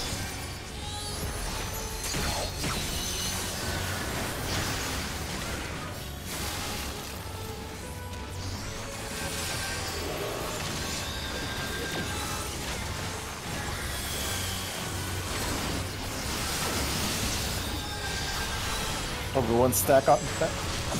Yep. Piggies. Stack up. Stack up. Stack up. Now go. Now go. One per at least. And this it's your DPS, then there's going to be two easier choices. Tanks and healers will want to go towards the north. DPS will go towards the south. Make sure your arrows are pointed in that direction. So tanks and healers towards B, DPS C. Whoa. Apparently if you're standing on Briar, it kills you. Oh yeah, it does 24k per tick. Oh, ouch. I guess I didn't get out fast enough.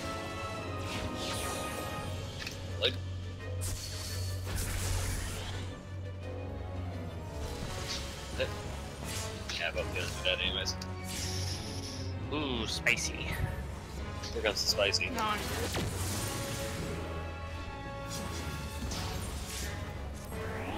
This will be the white flame ad. We're all gonna die now. That's the one Specs takes up. He takes it to like C, and I take the boss to B. Gonna go stand in the Briarsh now. The better way to handle white flame actually is for whoever's tanking Halicarnesis, take her all the way to the far corner. That's your north side. Then the flame stays where it is because that gives you more DPS uptime on the flame instead of having to reposition. 2 minutes 24 seconds. The AoE is small enough that no matter where the flame spawns, as long as you take the boss all the way to the corner, the heal won't hit her. Just be prepared because it does 2 white flames that do about 30 to 38k damage when they hit you. The white ring heals the boss, it's a wipe. Yeah. Yeah, actually, I'm surprised. Fun. Actually, Magnus guessed the length of our first run pretty well. Well, yeah, the first part's pretty easy. It's after that, everything just, you have to do it phase at a time until you get each phase down, then you get to the next one. Well, let's do it again. And again, and again. Yeah, and just remember, if you don't have those pole shift markers, you stack on the boss's butt. You could say we're going forward and back. No, don't do that. I will end you.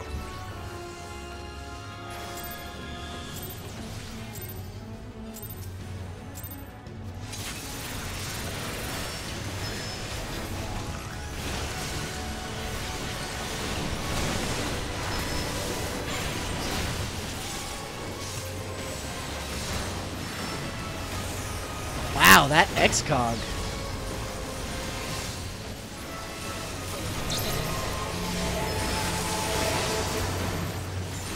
Asuka stack on his butt. Yep, get on Asuka, he's off to the side.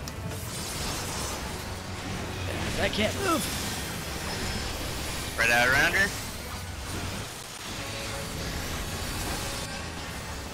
Ooh, that was good.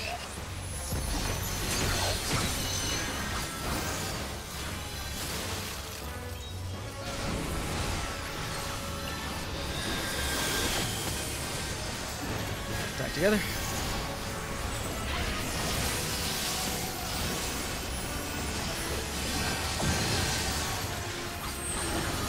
Burn back. Right out.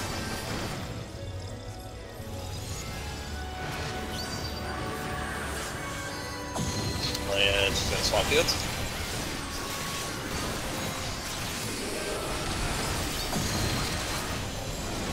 Same places, B and C.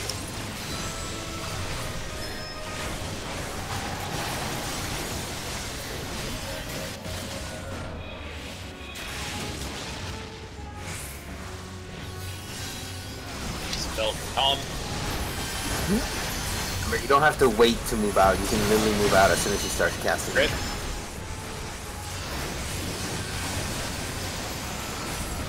Dimensional wave, then it will be a white flame.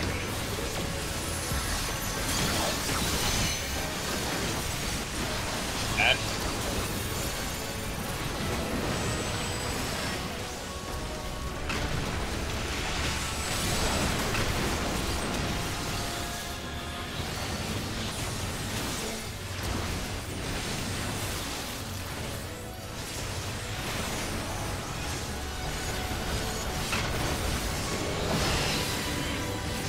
Look at your Mind Jack arrow debuff.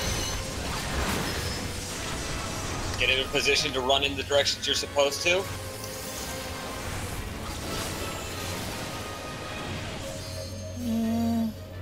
Asuka, you faced the wrong way. Yeah, I fucked up. But you see how it works at least. Yep. Pretty much just make sure your little arrow is pointing in the direction you want to go. Your debuff arrow. Get on blues. We made it to the next floor. I forgot the rule. DPS goes south. Now for this, you want to pull the dragon onto the A tile facing out. And all the DPS are going to be where I'm at, basically, right on the D. Same with the main tank and the healers. Everyone wants the D? Because basically how you do that is everybody will be on the middle inner corner of D except for the off tank, who will have the dragon facing towards the A marker. When she goes to do Rivet, there's a 7 in 8 chance it casts on all of us, so we just run through her and start DPSing the dragon. If she turns around and casts it on the off tank, all the off tank has to do is run straight backwards, and then as soon as Rivet goes off, we go through and start DPSing the dragon. Shit. You're trying to bait it onto the main group, though, because that gives you the most uptime to get onto the dragon the fastest. Okay, so everybody's gonna be chilling like right here while I'm chilling. Everybody will chill right here. You want to tank the dragon basically standing where the 2 is, because if you pull the dragon from where it spawns and you just go straight to the 2, the dragon will be facing away from the group. Alright. Mindjack, Aveline, Mindjack, you'll get a debuff in your debuff bar. It will have an arrow. That arrow is literally telling you the direction you're going to run when she casts the Queen's Waltz. So you want to make sure that your arrow is facing away or towards the corner you want to run into. So if it's facing backwards, you want to just face directly at the boss. If it's facing to the left, right before it goes off, yeah, basically. I'm going to get rid of these markers here, the clutter though. Give me a second here. Oh shit, that's my bad. Back. Wipe it. I'm on a guard. Nope. When you wipe it. It's a learning party, dude. And I My wasn't bad. prepared. I have ranged auto attacks. Yes, you do. You know.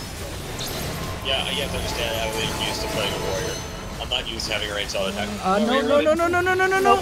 We're screwed. Yeah. Blarg. Just wipe it. Yeah, you gotta see who you're tethered to before you start moving. Didn't know the main tank could get targeted by that. Yes, everybody can get targeted by any of her mechanics in this fight. There is no exception. Makes things a bit more complicated. Everybody gets to play this game. So, I guess since she's casting, she doesn't follow me around, so I guess that makes it... And it doesn't matter too much because she has no cleave. Gotcha. Alright, we're gonna do proper Wait, countdowns whoa! Sorry about that. I'm used to being able to right-click her on the warrior and then just run Number up. 1, I wasn't ready. Number 2, I'm trying to get a freaking tell set up. Jesus. A what? I want to know whenever she casts freaking critical, so I need the thing to tell me so I can go ahead. Jesus. Oh yeah, I have a script for everything she does already.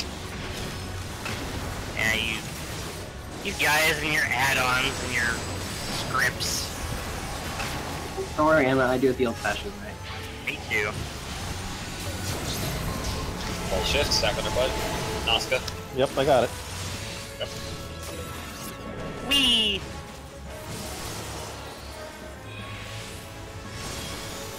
Get around Right it. out. My stacks. No, stacks. Hey. No, you ran behind me. I think we might have to assign clock positions because it's the only way they'll know. Healers on her left and right side butt. DPS, melee DPS on her left. Caster DPS on her right. The problem there is that we're both freaking healers, so that doesn't help. So Kisara takes left side and Delimont take right side butt. Part of the issue there is you guys really gotta be on her model. The farther away you are, the wider that cone is gonna hit.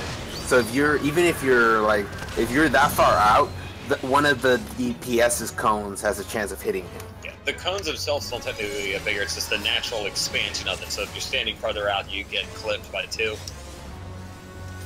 So freaking wait. So Delimont go this to the time. right butt. Kisara go to left butt. Range DPS on her right side. Melee DPS on her left side. The tanks, you both just split the front. and it's what she's facing. So melee DPS will be on the side that holds the sword, basically. Literally always gonna be on her 3 o'clock. Something about 3 o'clock now, because just clicked on. I mean, Just it's easy easier if to- you just positions you do when Stop. E1. It's just easy to Already used to remember running relative to where that she's track. facing. Because I was gonna say it's easier if you do positions based on her model, because you're not always gonna be facing north, south, east, and Well, you're yeah, gonna get no, turned but around. that's what I mean. Yeah, Based yeah, on yeah, her yeah. model, It's- that arrow on the circle is new. It's not hard. It's not hard. Not hard for me, because she's always facing me. Let's get started. Sarah. Give me a moment. He's getting his ether flow or whatever he's doing. I'm not. I'm looking for something else. Yeah, basically, if the second fight is all about stacking with a group, this is all about being aware of your position.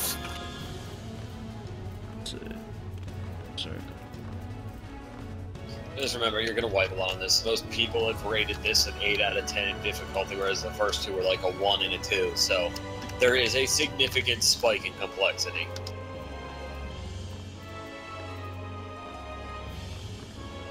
Makes 4 seem so inviting. Shift. 4 mechanically outside of the final Grand Cross Delta. 4 is more of a healer check. There's just a fuck ton of raid damage going out the entire fight. Where is it?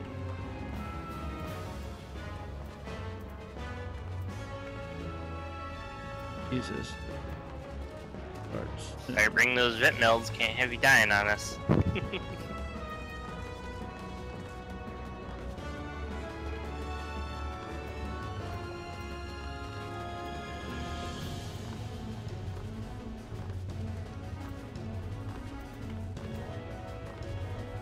There it is.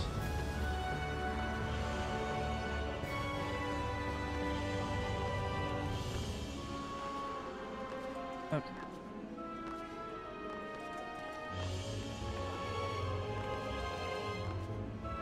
So, you ready, sir?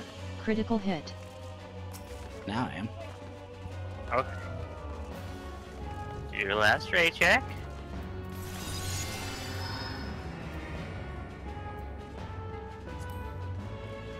I don't care about my Aether flow, in all honesty. It's just enough to keep you guys alive.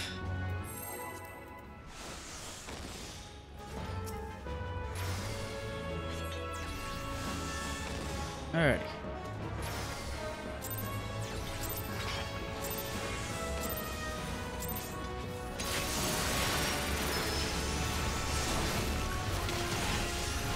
Critical hit.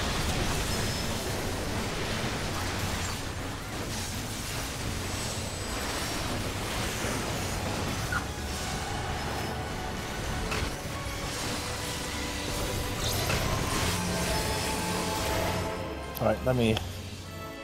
No, boy.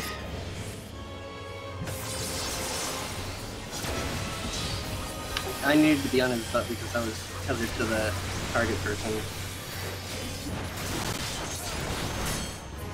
Ouch.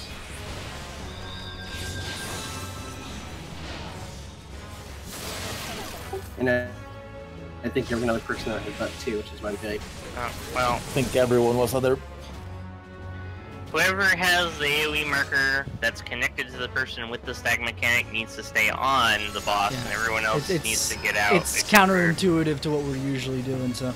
Yeah. The bigger thing is, remember, you get the red, go towards A and C until whoever has the tether knows it, and then just say that you got it.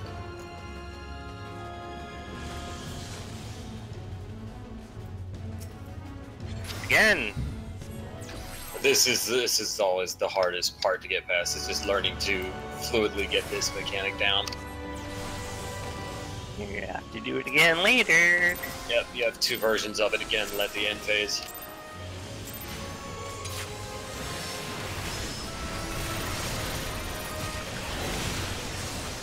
Critical hit.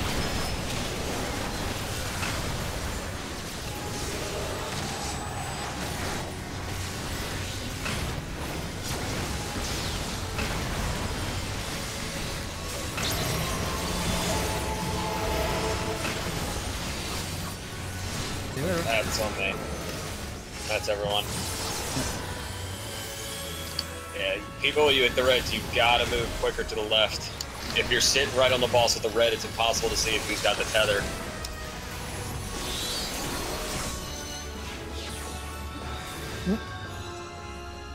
That's why, like I said, if you get the red, you have to go towards the other side so we can see who's got what tether, and if you have the stack, you have to go to the right. I got raised just to die again.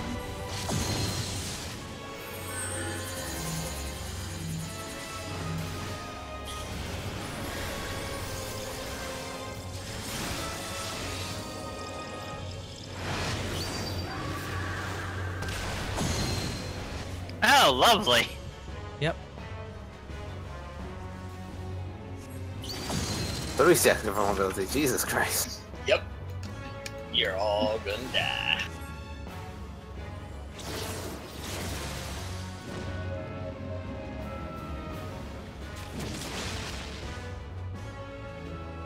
How high can he go?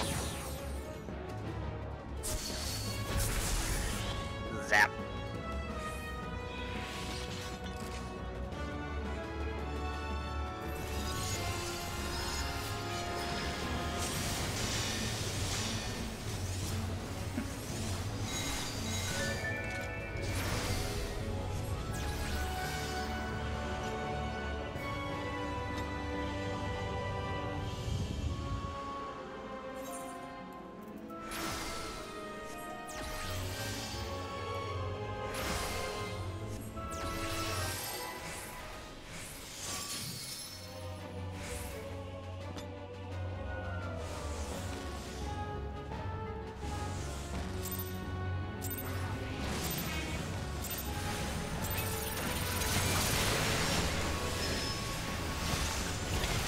Critical hit.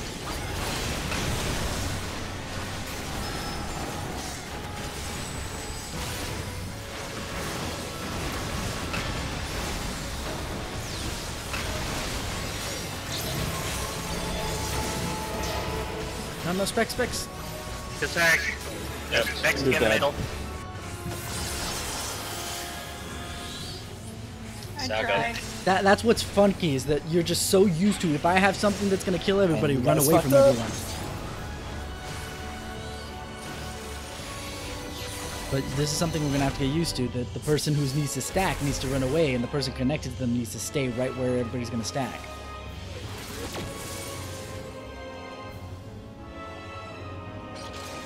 That's why I mean, and even the way I was saying it isn't something you have to do. The biggest thing is whoever gets a stack marker needs to just run the farthest the hell away. It makes it the easiest to determine who has the opposite end. Because if you're staying close to all the other reds, it gets lost in the other two tethers. Whereas if you're halfway across the arena, it's clearly pointing at one person. Because the other two will be tied together, closer together.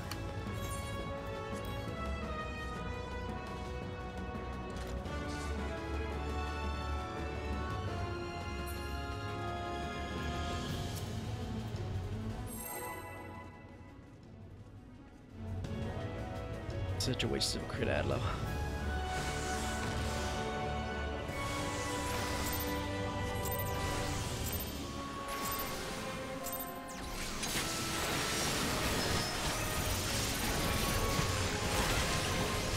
Critical hit.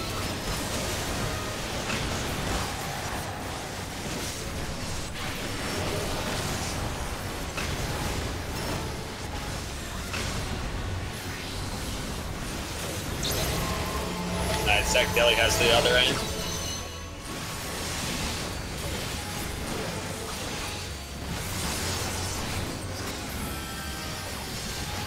Positioning.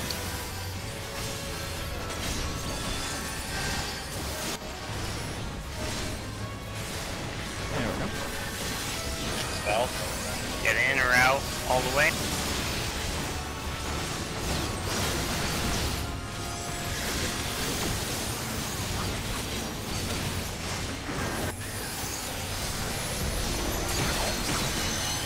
Stack on the butt.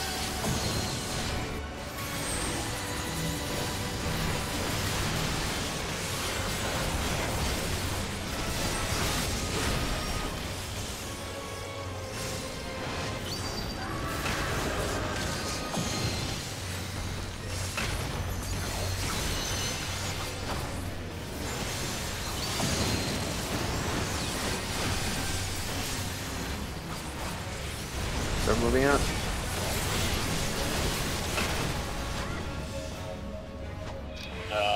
Oh, that's me. I fucked up. Fuck. Snapped. That's me thinking I'm a fucking tank right there. Oh, are you connected to me and that's why I have 2 bonus stacks now? I'm so used to going north. Sorry. Ooh, my face!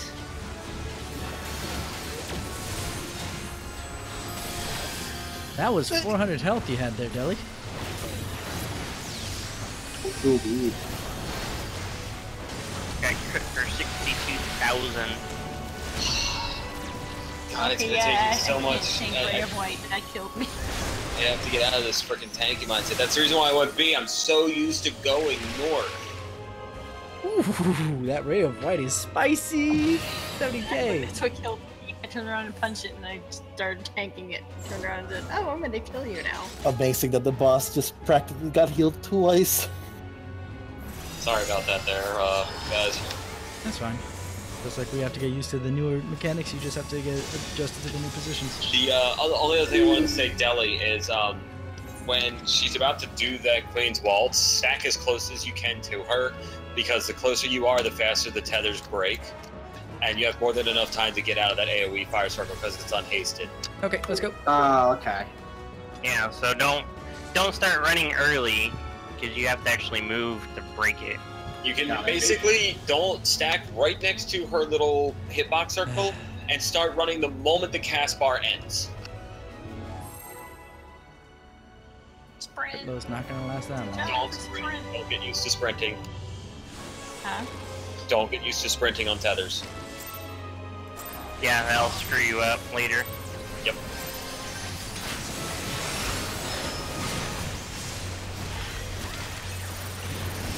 Critical hit.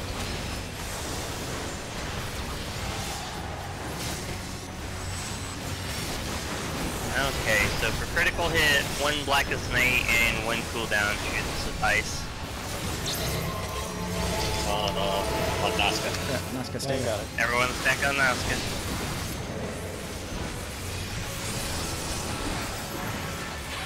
Spread that around. And heal up.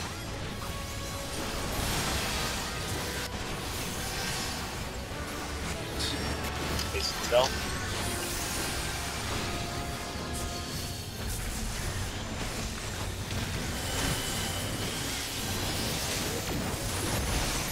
Ammo is up. Running away.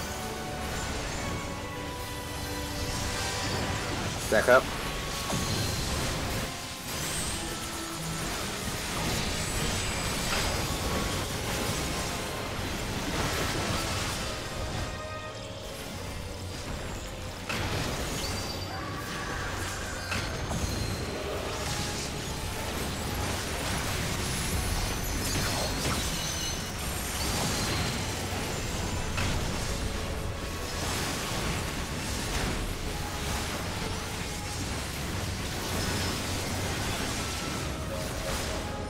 Oh, I ran the wrong way. Other way. Yeah. Yeah, it was A and D this time instead of B and C. Yep. It flips. Those will flip on this phase every time usually. We hadn't, that's why it threw us off. Yeah, I didn't know I could switch sides. Yep. Just be ready for that. Whenever you see panel swap, just make sure to take a note of your green space. It's just one of 2 combinations, obviously.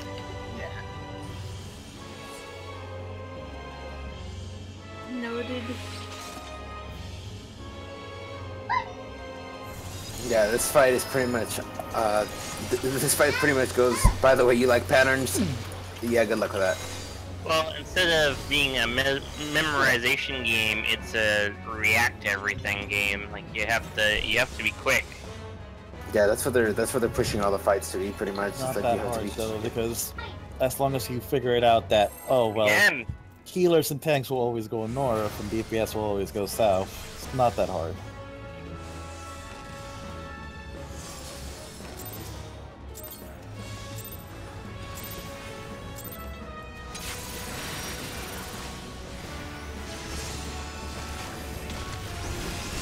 Critical hit. oh, awareness lasts a lot longer than it used to now too.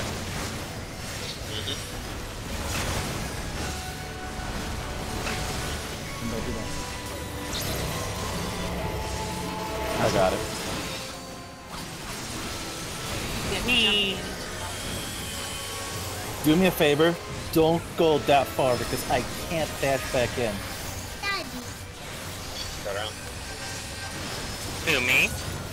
Whoever has the marker that is connected. The stack marker. Yeah. Don't go all the way to the edge of the arena because by doing that, I can't use my dash in.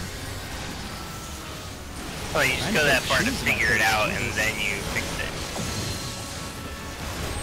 Back together.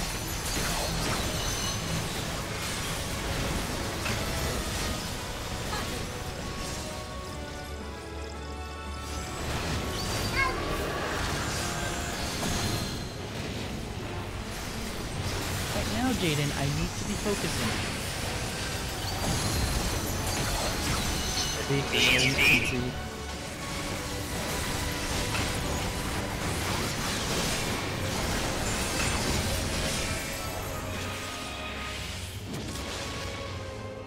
Beautiful.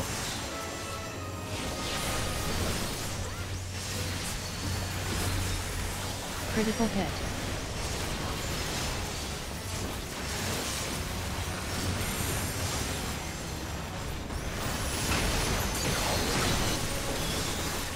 Bad neck.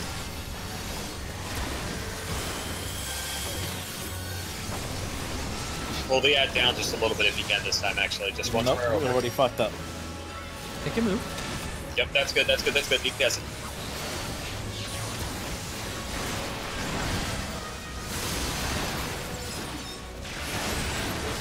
Ow. Out. Yeah, you have to cool down. Pretty much you need to cool down this ad and the final ad. Like, you have to keep cooldown up the entire time.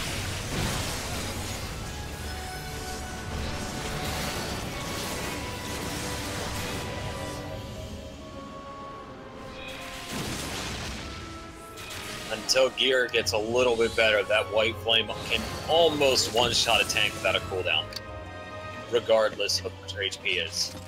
I mean, I remember getting hit by that, but for 70k, and I have 0 cooldown, so. It hit me for 60k. That and the Iron Giant later on, both their tank busters will nuke the shit out of you if you don't cool down them. Unfortunately, they're both uncasted, untelegraphed tank busters. Okay, so, just to make things pass Spellblade hold the 4 markers that we have, just move to those. You don't have to move to the edges of the map.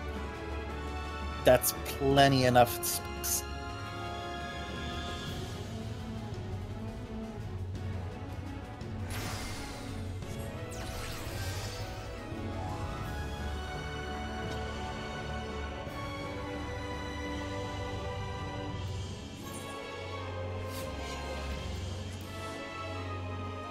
I'll try and get in the habit too, since I'm not tanking anymore, of looking to see who's on the opposite end and calling their name.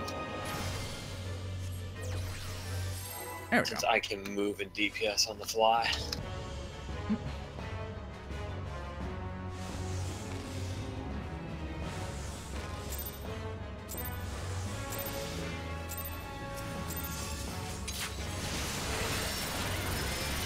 Yeah, this is not easy. Critical hit.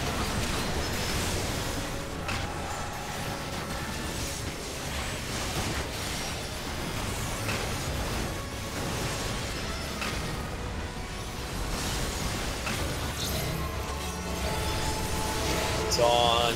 That's Haven. Okay. Position around the boss.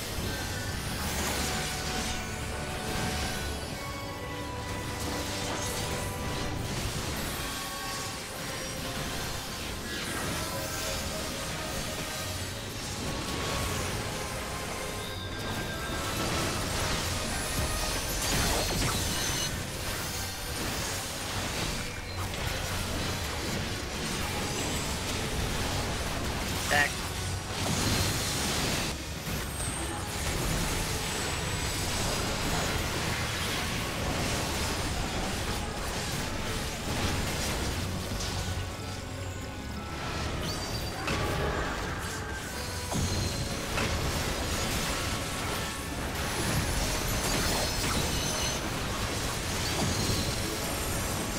A and D.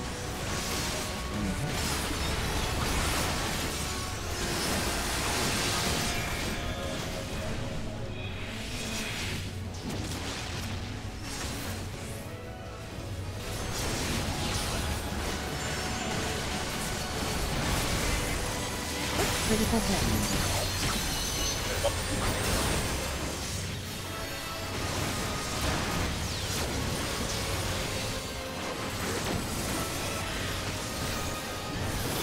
Add.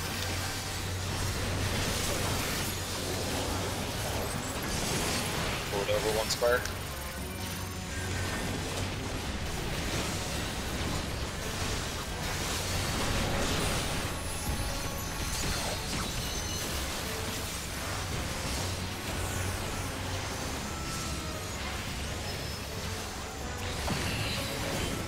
Line jacks around. She's gonna jump, make sure you're facing the right direction.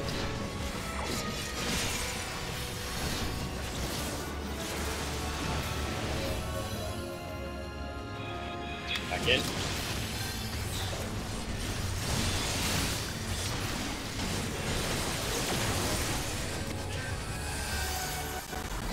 Basically, all DPS want to stay where we are right now for the dragon until the rivet goes out.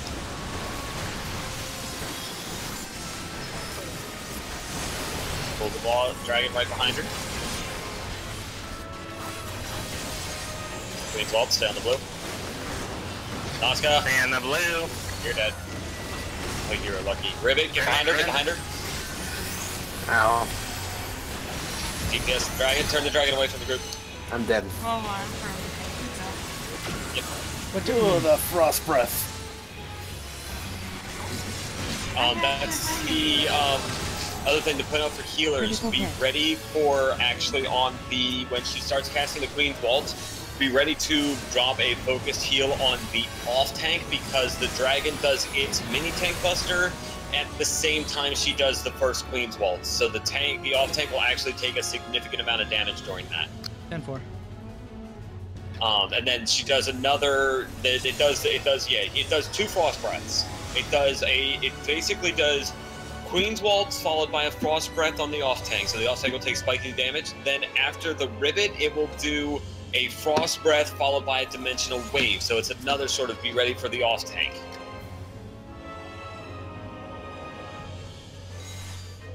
Yeah, if you want, I can focus on specs on that one, Deli, since, you know, shielding and plus I got XCOG to prepare. Okay.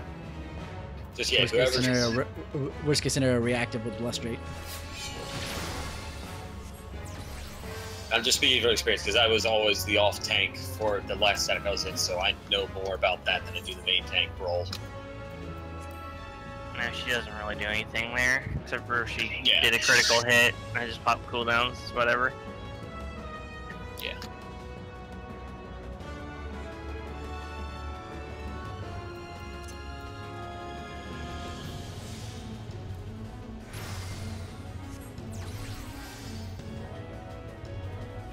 Hello. Yes, progress. Always good. This part is Riley's gonna have to learn all this when he gets here. Well, we still gotta learn the other stuff, but...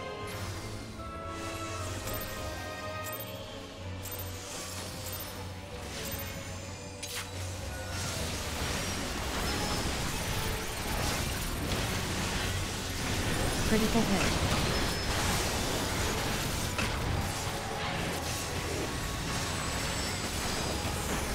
Lovely, holy.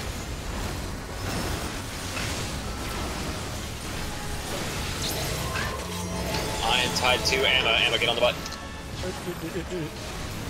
Get on Emma. Try and get on. Get around those positionings.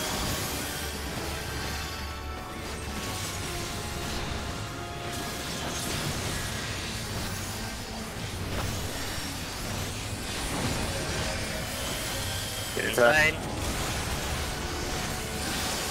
Wait.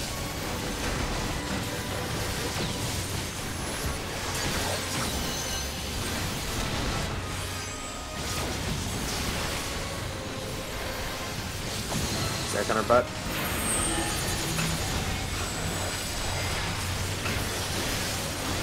Trigger burritos with everybody.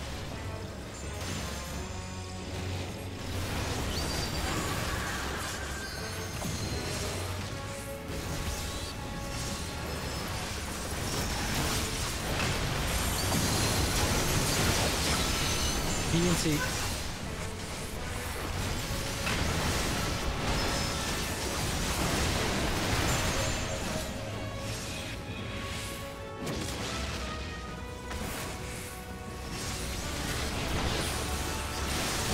Oh no.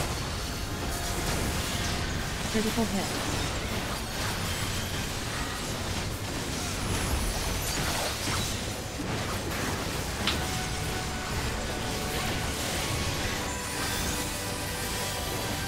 Okay.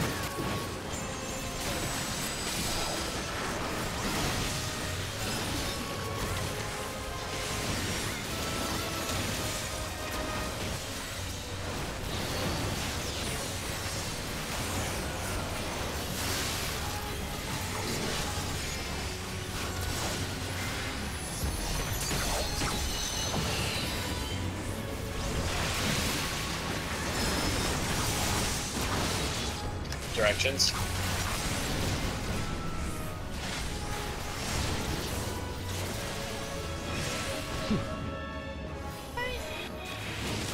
Yep, someone went the wrong way. Whoa. It happens. I attacked and I turned. It's all good. Camel swap. Yep, everybody in the inner D. Except for the off tank. Back on me, unless your specs. Here comes the floor.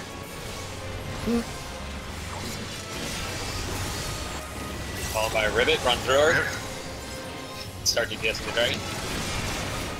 Too late. Be ready for a frost breath, followed by a dimensional wave. Get the dragon. This frog lasts forever. Mm-hmm. But you gotta not get hit by it. Critical hit. Stay. We're gonna look for the safe corner.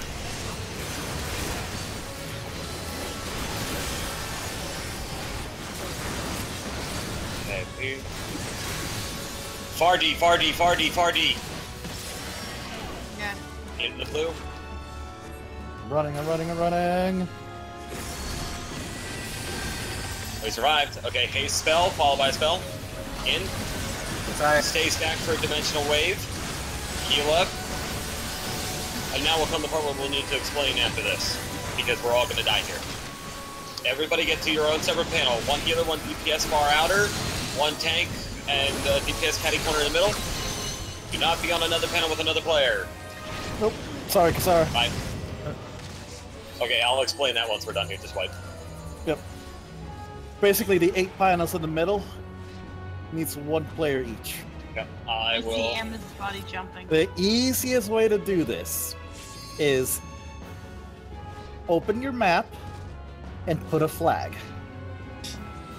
Well, you don't Sit you don't on need your to do flag. that, really. So, okay. So for this part, for that part, I'm gonna take 20 seconds here, or 2 minutes, however long to explain. Okay, the panda will always spawn on the panel next to B. Okay, the panda always spawns at 1. Now, what you want to do is Specs and Amma. You need to pick either A or D. The best way is for the main tank to pick A though, and you will tank the boss right at 2. You want the boss sitting at 2. Whoever picks up the panda wants to take the panda from 1. Oh, hang on, let me put the back. Fuck me. You want to take the panda from 1 over here to 1 right about here. The reason why is you're gonna want the books drop on every panel. There's gonna be a part where she's gonna drop the books at the same time the panda is gonna drop magical hammers. Everybody that's a melee DPS or a tank will be basically on 1 or 2 or the opposite corners of those. So I wish I could run up there and show it would be easier. It's fine. Just basically once magic hammers goes out, run to where the letter markers are. Like that's gonna be the safe areas. Basically, you're baiting the AOE circles. You're going to get hit by the books, Deli. Period. You cannot avoid the books. The books are going. Right, but there's the part where there's the 4 on top and 4 on bottom. I was asking for that part. Oh, that's for another mechanic, and you have to not touch those until you actually need them. Gotcha. No, so what's going to happen? 2 people are going to get targeted with stacking mark, and then 4 other people are going to get marked with AOE markers. Those AOE markers are physical damage, so they need to take the physical buff up so they can each survive the hit. Easiest way to remember that? Red and green is Christmas. What? What? The red markers will grab the green books. Christmas. That is the silliest thing, but whatever works for people. Not silly considering, but okay. And the stacked and the unmarked people grab the blue books. They grab the blue books, yeah. Now the trick is, you see where B and D are. So you want people to be close to those, in between those 2 panels, so they can still stack with 2 people. That's it.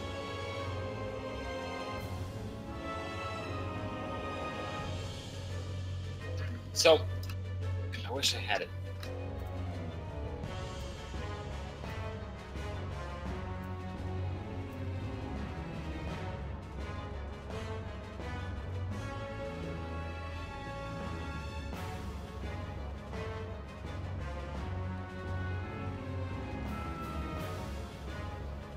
Yes. If you get the stack marker, okay, if you get the stack marker, because the books will spawn down here.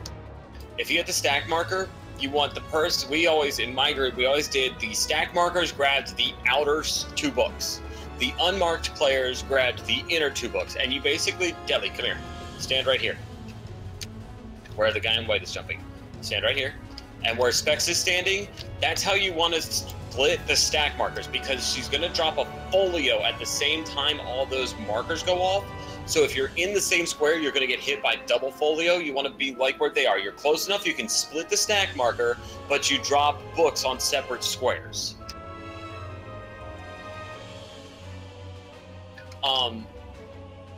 So as far as the when she does the folio outside of the markers. So main tank takes square A, off tank takes square B. Nazca and Rodin, you need to pick between B or C, because that's going to be your book square. I will go far A. Kisara, you want to take C far. Deli can take B far, and then Ava will take D. And AFK then. Really shouldn't be going AFK. We've only got 17 more minutes on raid time. Yeah, because the idea is you want to put a healer caddy corner on the far opposite ends for maximum coverage, and then the ranged DPS take the other 2 outer, giving melee and tanks the most uptime on the panda and the boss while they're stacked in the middle, because you do linked a video for this phase. Oh well. Oh, Kisar, are you there? Phase, you'll notice. Yep, I'm here. Can you give me Derp channel texts? I don't have the text channel. Yeah, I just was not gonna do it at that particular moment yet. Oh, I'll put it in FF14 too. No, that's fine. I can redo this. So that way our friend can see it as well. Yep. Oh, that's true. Yep. But either way, I can update this regardless. This is I set the URL so that it start like when you push start, it'll start at the library phase, so it skips like the first 7 minutes. Yeah. This is the biggest clusterfuck of this whole fight. Is this phase here? 4 glowing It's the book spot tiles in that the my north group and the spent south, the most time and on, 8 just because empty there's a tiles lot of in the rate middle. damage and a lot of Standing back in a glowing and book forth, tile just will figuring out consume the exactly glowing where book you have and to give be. the player a specific vulnerability down buff. This will be used for a mechanic later on, and players should be careful to avoid consuming these books until that time. In this panel phase, the Queen's Waltz will call down folio books on any tile occupied by a player. These books are exactly the size of a tile and deal a high amount. You can watch. Look.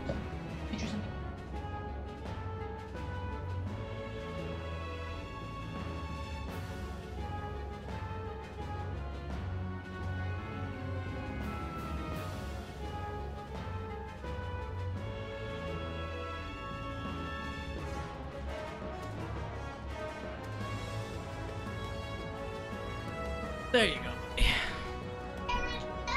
Yep, go ahead.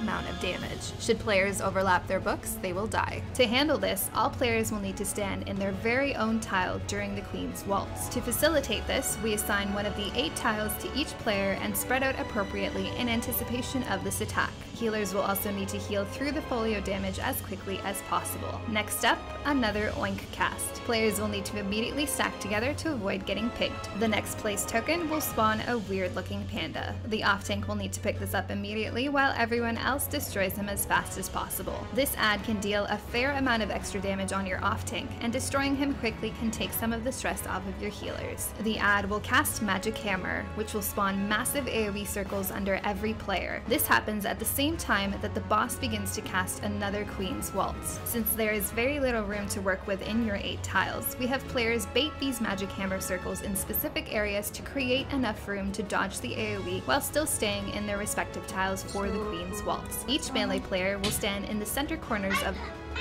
Specs went AFK, I guess. But he's jumping around, so I'm confused. He's AFK a bit. What are we waiting on?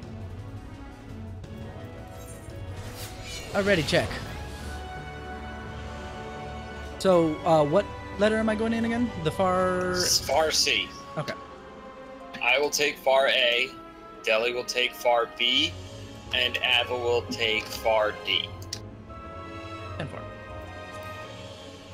You basically, as soon as, after the dragon dies, she does the Queen's Waltz where you have to find the safe square, then there's the Spellblade cast. She does one more dimensional wave. As soon as the dimensional wave goes off, you guys need to just drop like a Cure 3 right onto us, and then everybody needs to run to their square after that.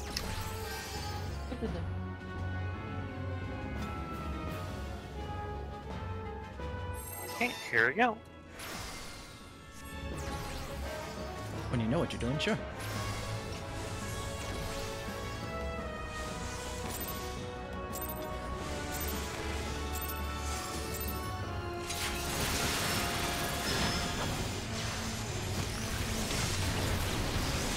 Critical hit.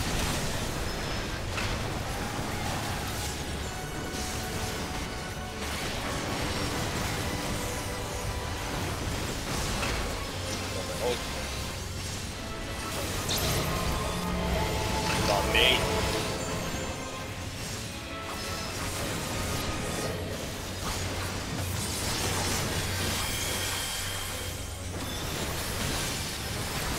Queen's Waltz, good positions.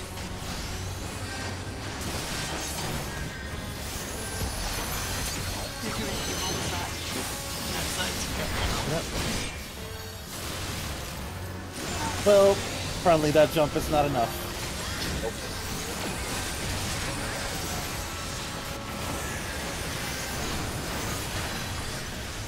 Back in the butt.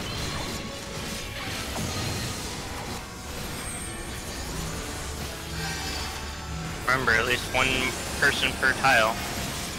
Yeah, they got him up, so we're good. Not get hit by them.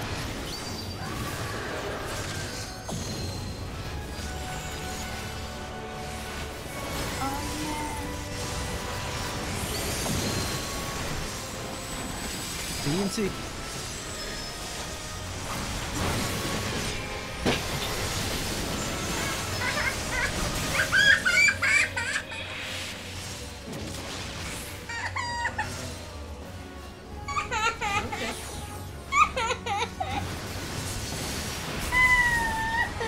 Critical hit.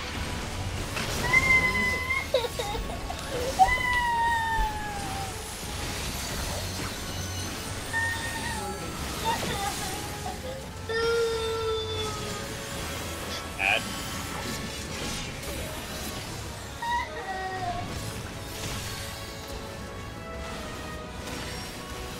Oh!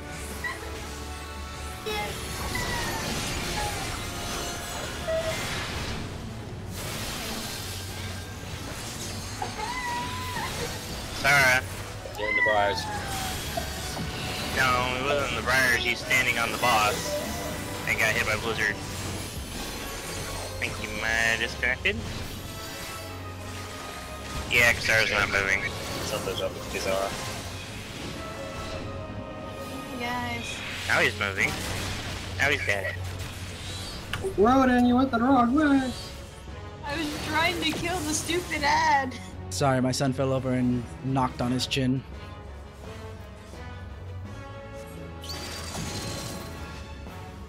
So he was screaming at me.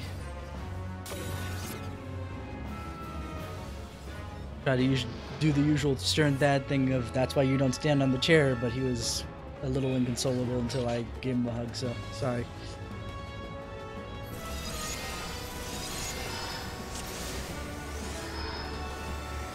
On the chair now, yeah? Again!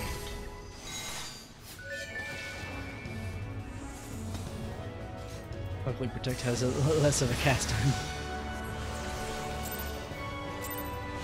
I'll squeeze in as much as I can in these last 8 minutes.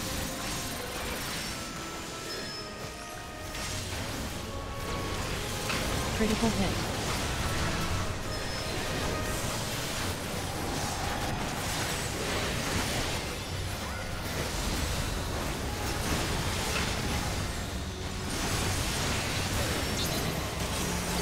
Perfect, actually.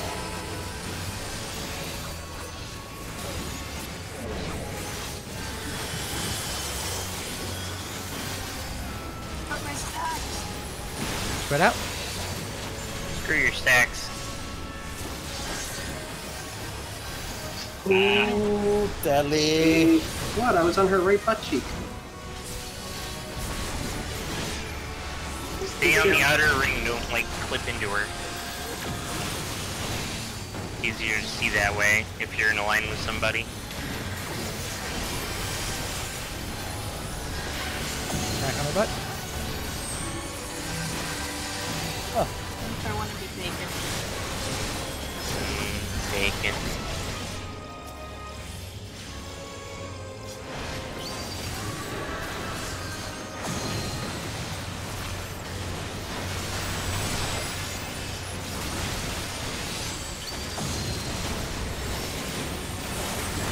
A and D.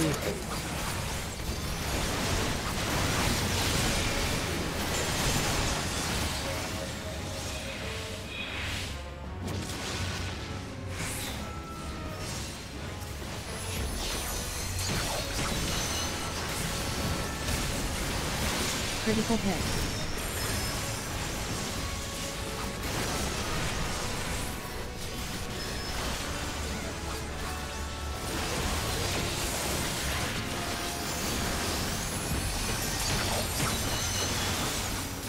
Broken.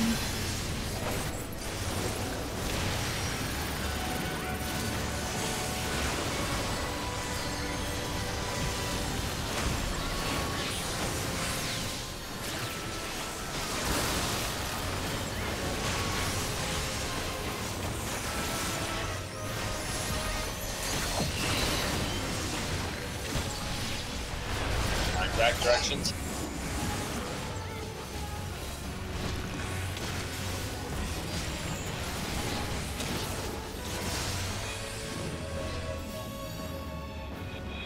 Beautiful.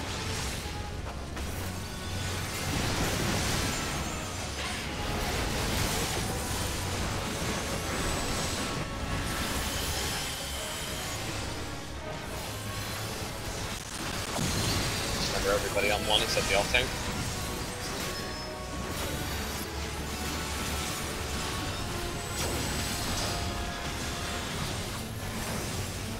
Faults.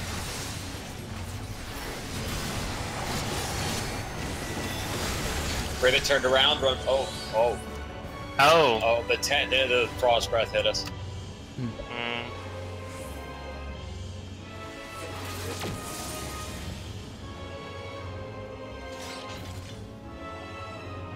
Alrighty then.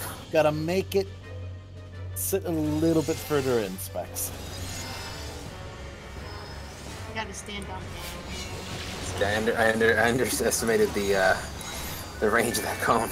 Oh yeah, she needs basically the fucking dragon should be facing directly west, and you'll be basically just a little closer than where A is.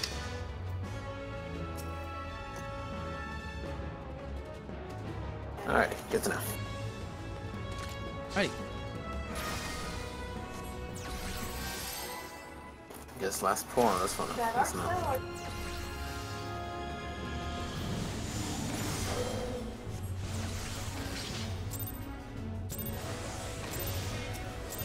Yeah, I'm gonna try and find that damn top-down diagram of this phase that really helps after this. Critical hit.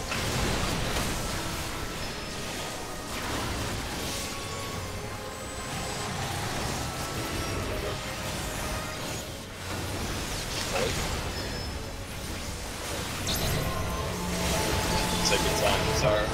Oh yeah, no, right in the river. No, Yep. No. Yep. Fucked it all up. Yeah, I didn't realize it was me who was targeted with it. And since I hadn't been targeted for the past like 5 or 6 times, I didn't get used to moving. Kasara was the in, Ro was the out. Yeah, so it was both of our faults because Rose stayed in and I moved out. Mom, these sissy little hits and kill me! You bitch.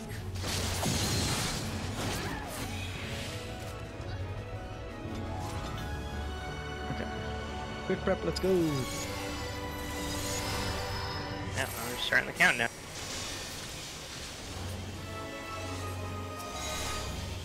It's one of those fights where you just gotta bash your head against the wall enough. The big thing is just the biggest thing is once we learn to say it's getting to book phase consecutively. Like I said, that is the hard part of the fight is the books. Critical hit.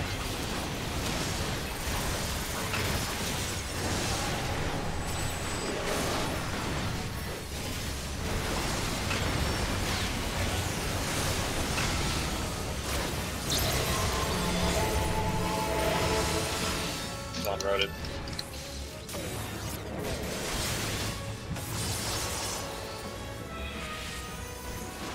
And clean faults.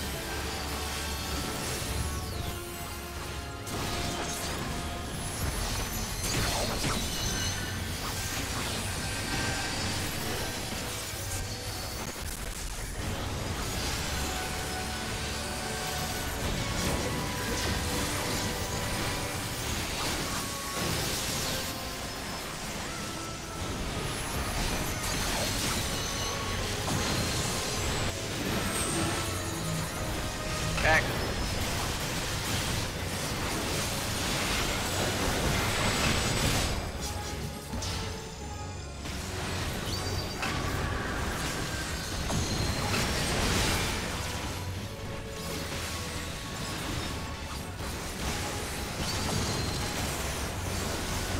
A&D.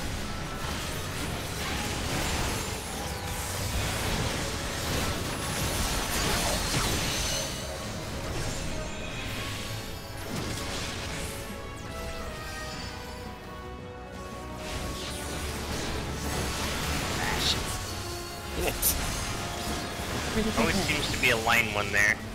It always is. Okay, Rampart by itself is not enough, apparently. Yeah, usually I got XCOG on you too, so. Somebody hit that thing. That hard. Okay, pick it up. I'm trying to. I just revived.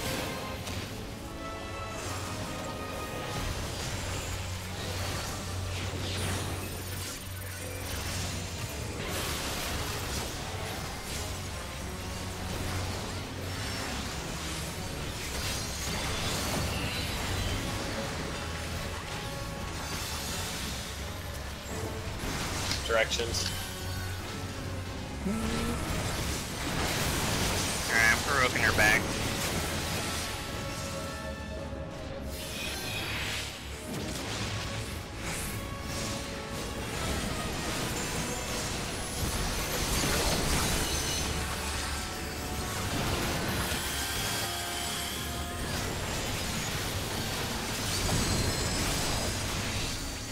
One. Okay, get the dragon effects.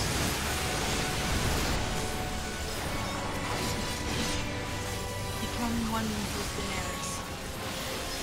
Vault. Run through her. What You the? don't need to turn her. Oh, spec side, that's why. Okay.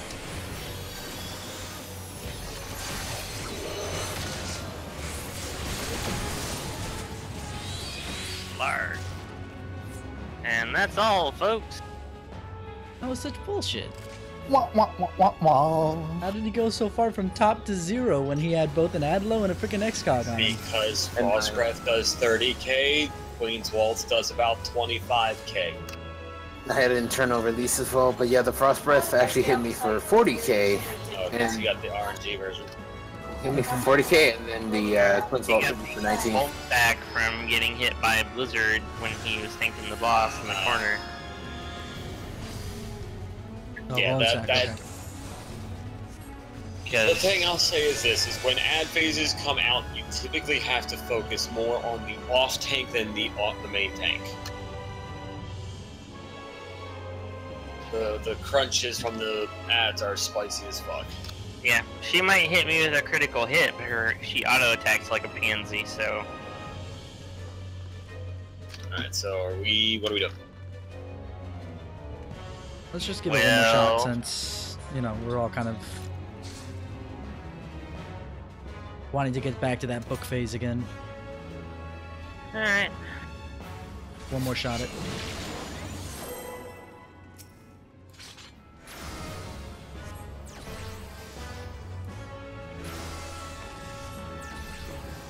That's better.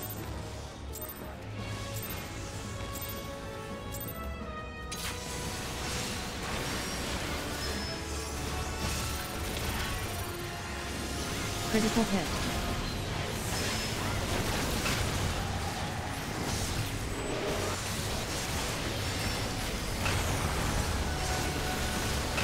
Late. Stack, Kisar has the main.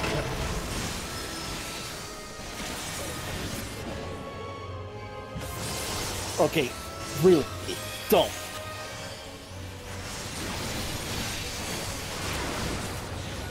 Waltz.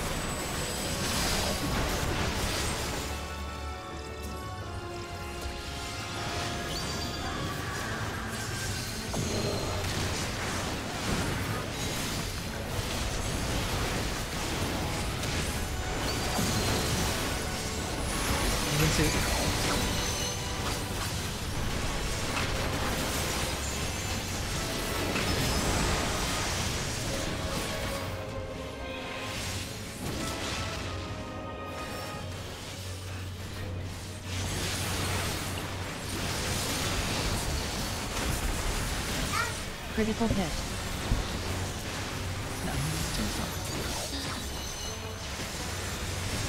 Finish, please.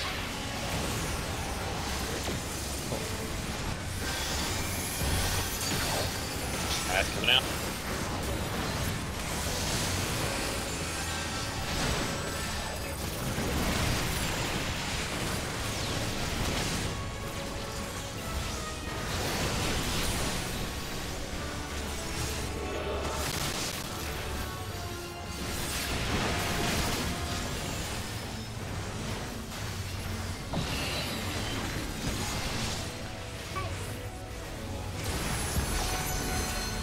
Distractions.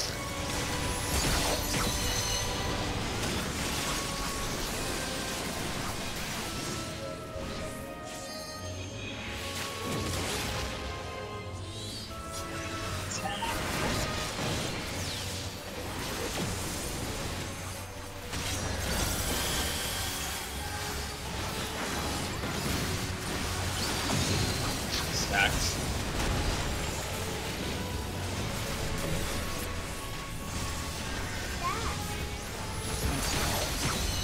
Focus this, okay? Let's pull down a little heavier. You got that bone stack. Run through. Run through. That's the dragon. Dimensional wave.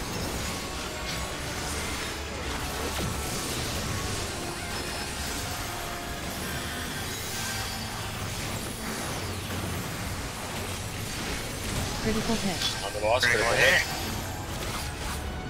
Top loading there for this, just in case.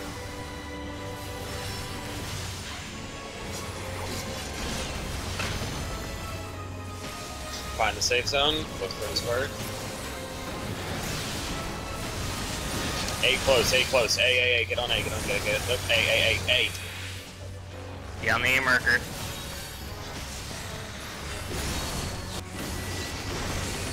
A spell.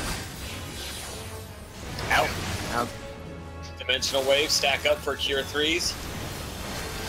Then get ready to go to your square portfolio. Move to your square portfolio. Oh, wait, that's right, I was...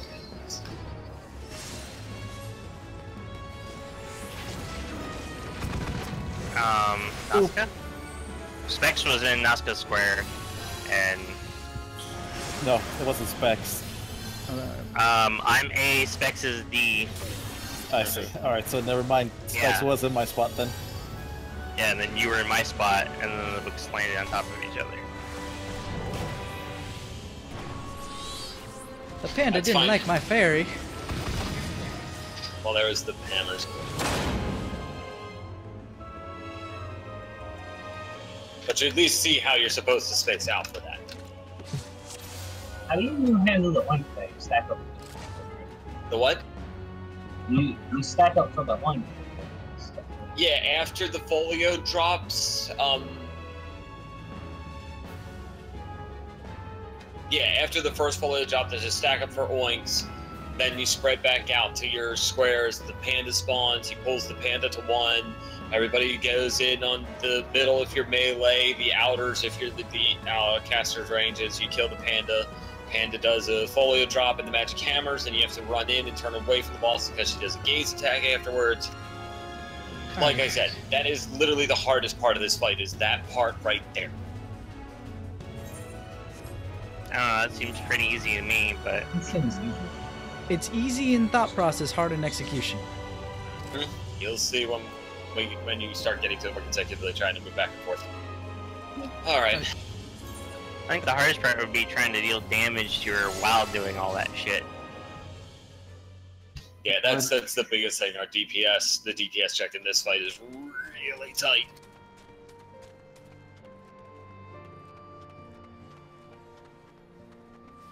Well, Ready. it's been fun. Thank y'all for coming. Also, for anybody interested, I want to try and do that S3 Thank you, Evelyn. NS4. For joining us. I will not be able to join for that. Thank you guys for letting me join, at least for now. Good night, everybody.